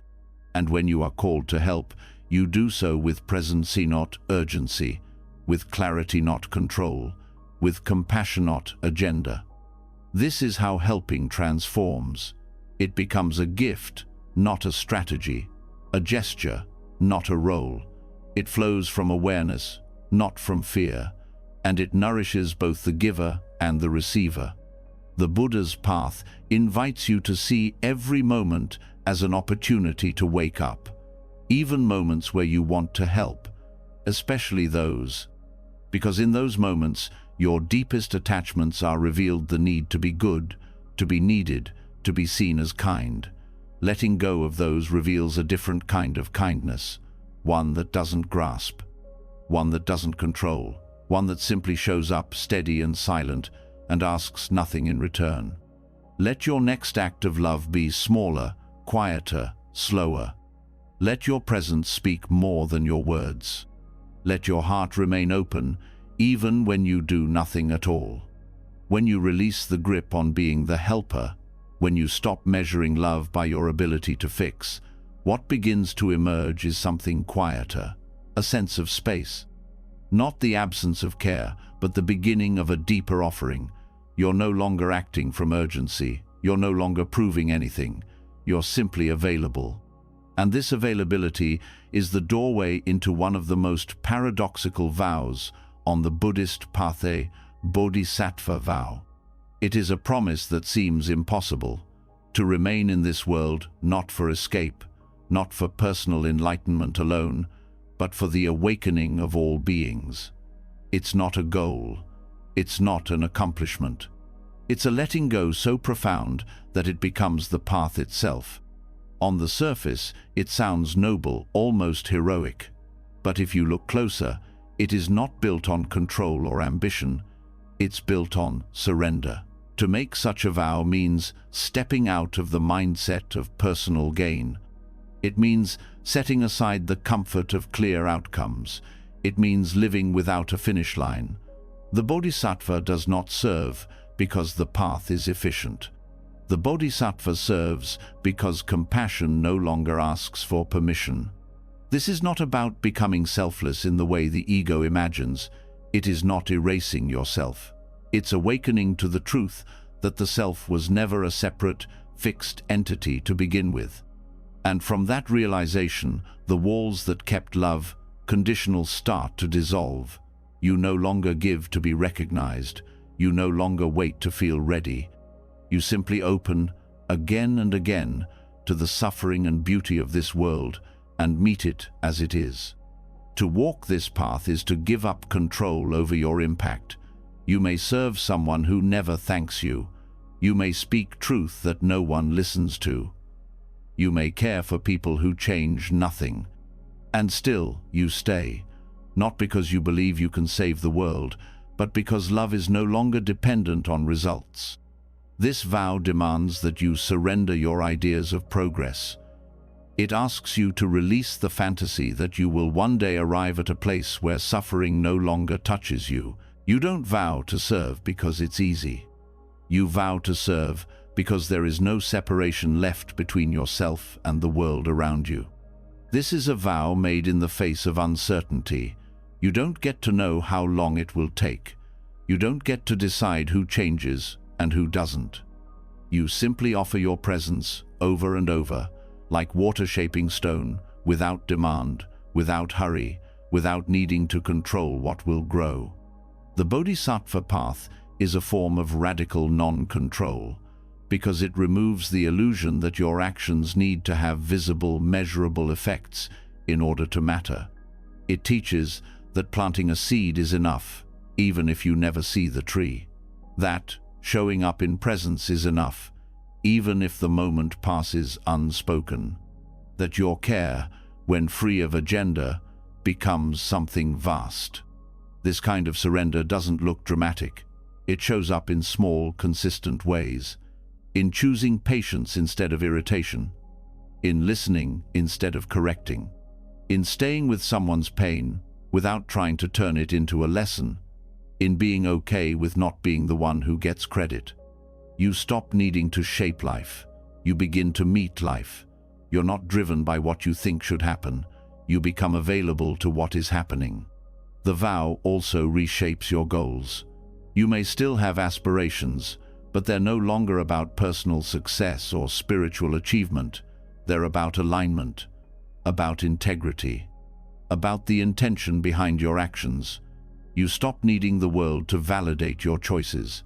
You rest in the knowing that your life is being used for something larger than self-protection. This way of being doesn't erase boundaries. It doesn't mean letting others walk over you or drain you. It means you learn to give without attachment. You serve because you're no longer trapped in the belief that life is about your preferences. The bodhisattva does not seek reward. They seek truth. And truth often appears in places that are uncomfortable. You may be called to serve where it's inconvenient, to speak where it's unpopular, to care where it's not returned. You do it anyway, not from martyrdom, from freedom, because you are no longer hooked by outcomes. You are moved by compassion. This does not mean you abandon your needs. It means you begin to see them in context. You feed your body, not out of vanity, but to have energy to serve. You rest, not because you're escaping the world, but because you know exhaustion closes the heart. You tend to your mind so that it remains clear not for achievement, but for presence. This vow is not made once. It's made over and over. Each time you feel the pull to grasp, or fix, or defend, and you choose instead to open. Each time you notice yourself wanting recognition, and you return to quiet giving. Each time you lose your way and still begin again. To vow to awaken for the benefit of all beings is to accept that you cannot control when that awakening happens, for yourself or for anyone else. And still, you stay. You serve not from strategy, but from surrender. This path teaches you to see the sacred in the mundane. Every act becomes an offering, making tea for a friend, sitting quietly with someone in pain, picking up the phone when you'd rather not, holding a boundary with love, saying no with clarity, saying yes with care. You begin to walk through life less like a person chasing meaning and more like a presence creating it. You don't need every interaction to feel profound. You just need to show up. You don't need every choice to be right. You just need to stay connected to your intention. This kind of life leaves a different trace. It may not always be noticed, but it is felt. You create spaces where others can be real. You model what it means to stay soft in a hard world. You move with the kind of quiet that reminds people of their own depth. The bodhisattva vow is not a destination. It is a direction. It points you back again and again to the present, to the moment where you choose not to control, not to force, not to retreat, but to meet life exactly as it is, with as much love as you can. Let this moment be that choice. Let your vow live not in words, but in your next action. Let service flow not from pressure, but from presence. After stepping into the vow to serve all beings, not from ambition, but from presence, the heart learns something rare. It learns how to keep offering without needing to win, without needing to fix, without needing to disappear. But as this surrender deepens, a new question quietly arises. How do you keep surrender from becoming passivity? How do you remain engaged in life without falling into force or fading into helplessness? This is where the Buddha's core teaching reveals its full brilliance. The middle way, a path that avoids extremes. Not halfway between two poles, but a dynamic centera space of wisdom that balances effort with ease, courage with rest, clarity with humility. And when it comes to surrender, this balance is everything. Surrender is often misunderstood. One version turns into domination, where you control outcomes, force direction, demand certainty. The other turns into collapse, where you give up, stay silent, stop caring. But true surrender is neither. It is not about being passive, nor about being aggressive. It is about being rooted, responsive, and deeply aware of the conditions you are living in. To walk the middle way in surrender is to trust life without withdrawing from it. You let go of the illusion that you control the whole story, but you remain committed to participating in it fully. You stop trying to write every chapter in advance.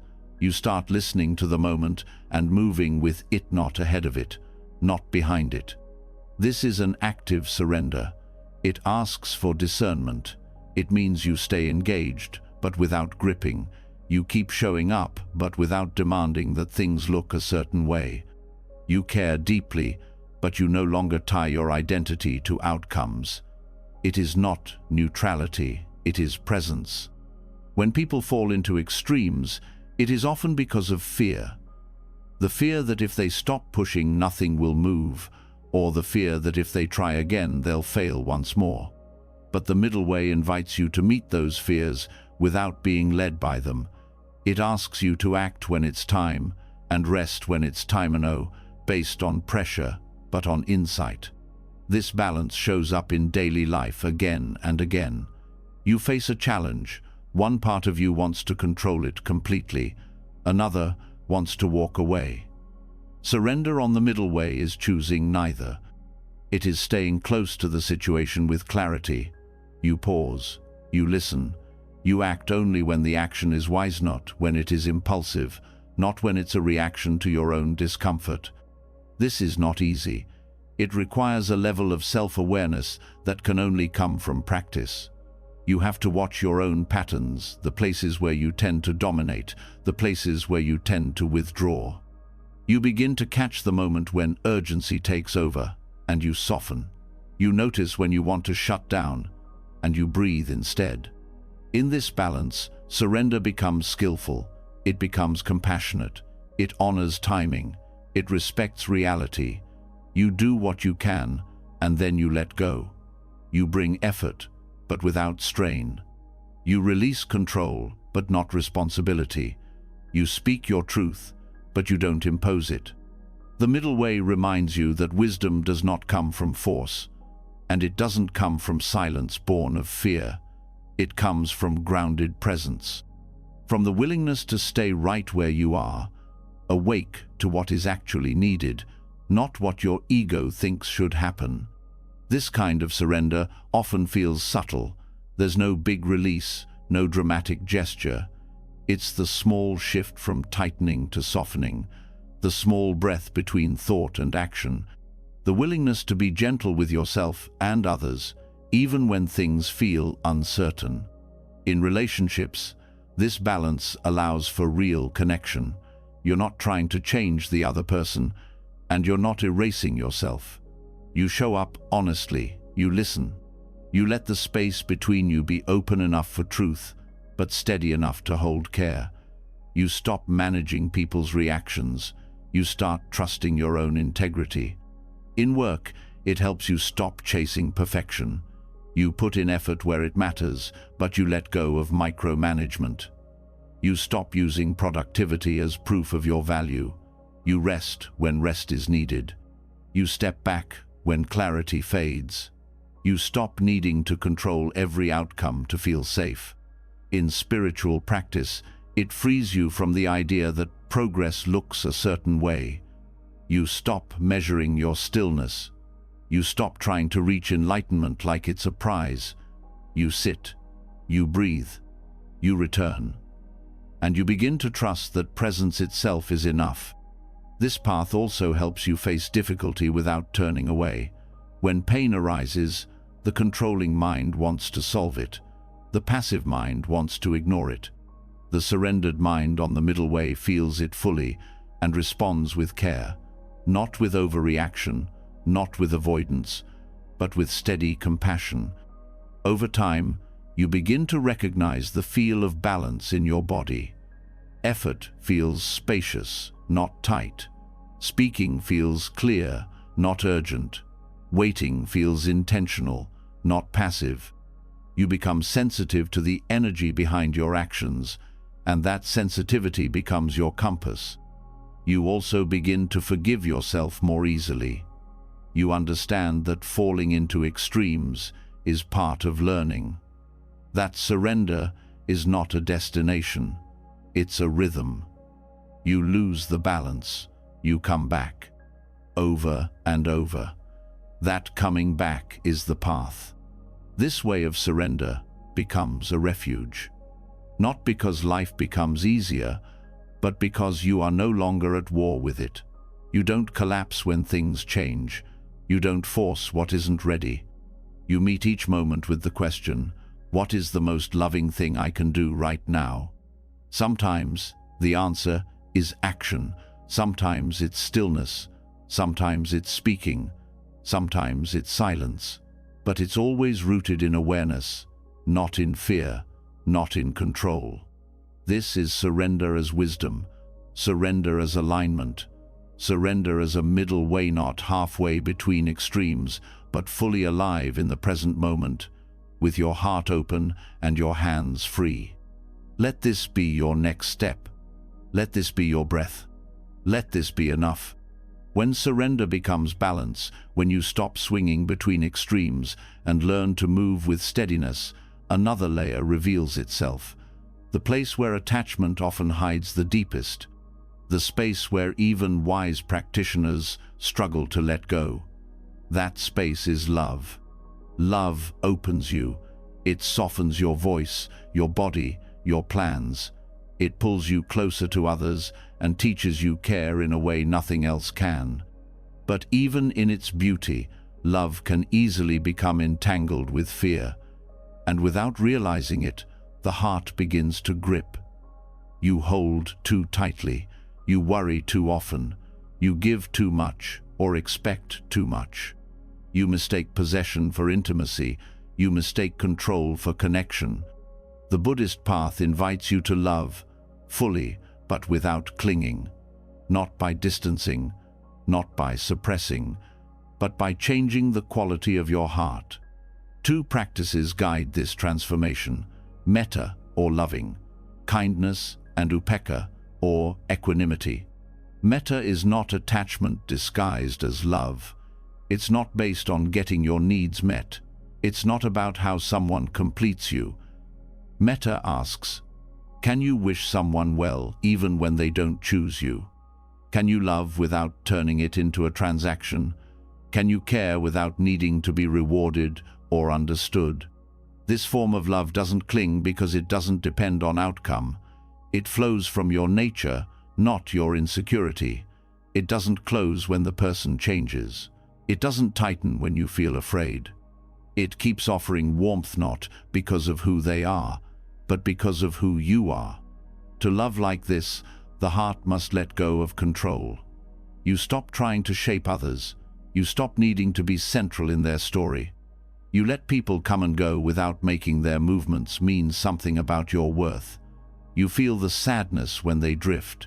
You feel the joy when they return. But you stop gripping.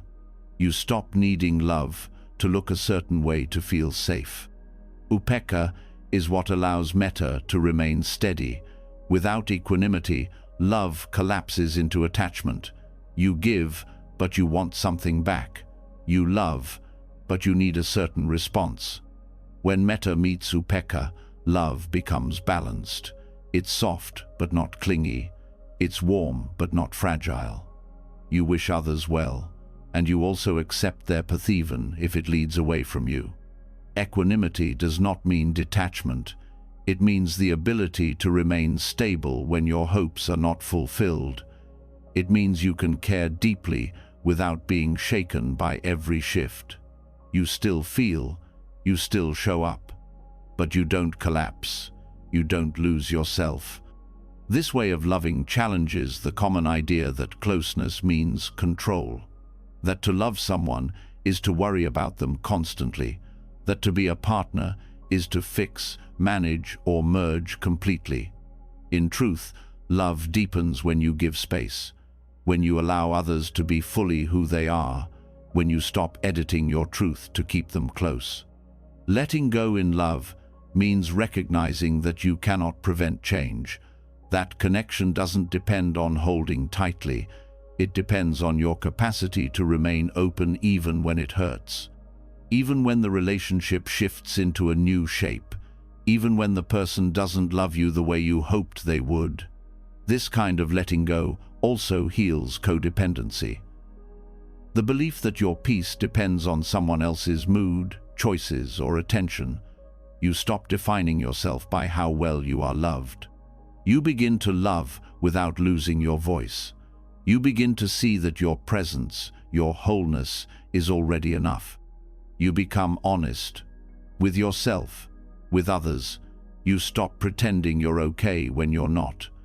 You stop twisting your truth just to keep the peace. You start showing up as you are, loving without begging, giving without depletion, trusting without needing constant proof. This doesn't mean you accept unkindness. It means you learn the difference between love and attachment.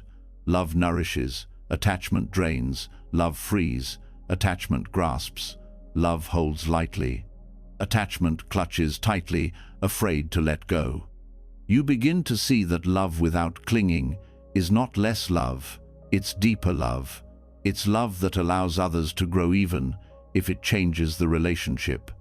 It's love that honors your boundaries and theirs.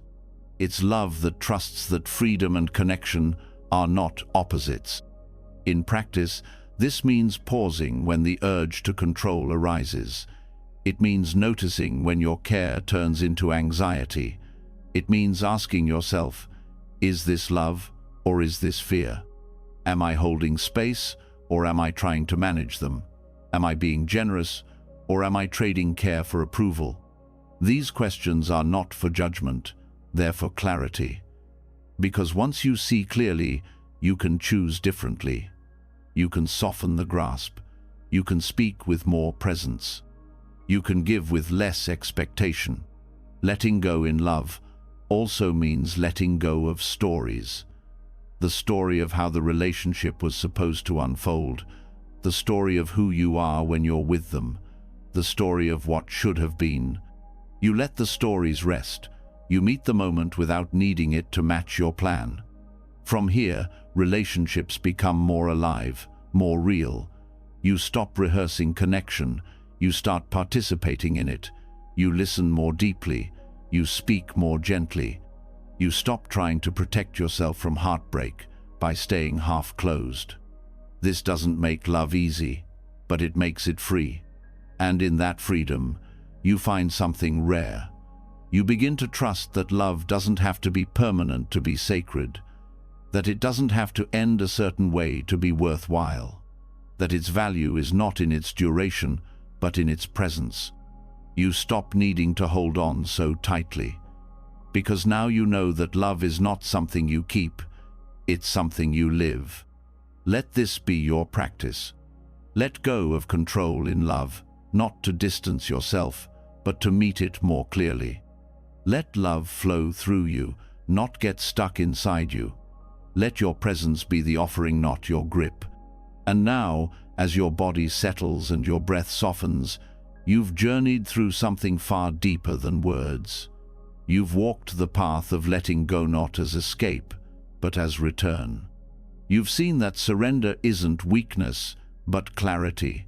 That control doesn't bring safety, but tension.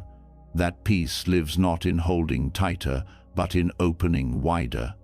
Through every lesson, from Zen koans to the silence of bowing, from the patience of parenting to the freedom of impermanence, you've touched the truth the Buddha lived and taught, that the more you release, the more you receive, and that the most powerful life is the one not built on control but on presence, compassion, and trust. Let tonight be a turning point, not dramatic, not loud, just one breath deeper into acceptance, one thought less attached, one moment more awake. If this journey has spoken to something inside you, share your reflection in the comments. Write, "I'm learning to let go," to remind yourself and others that surrender is a shared path. And if you'd like to keep walking this path together, don't forget to subscribe and tap the bell. More calm, more wisdom, more space to breathe right when you need it. Now rest quietly. You are already enough. Let go. Let be. Good night.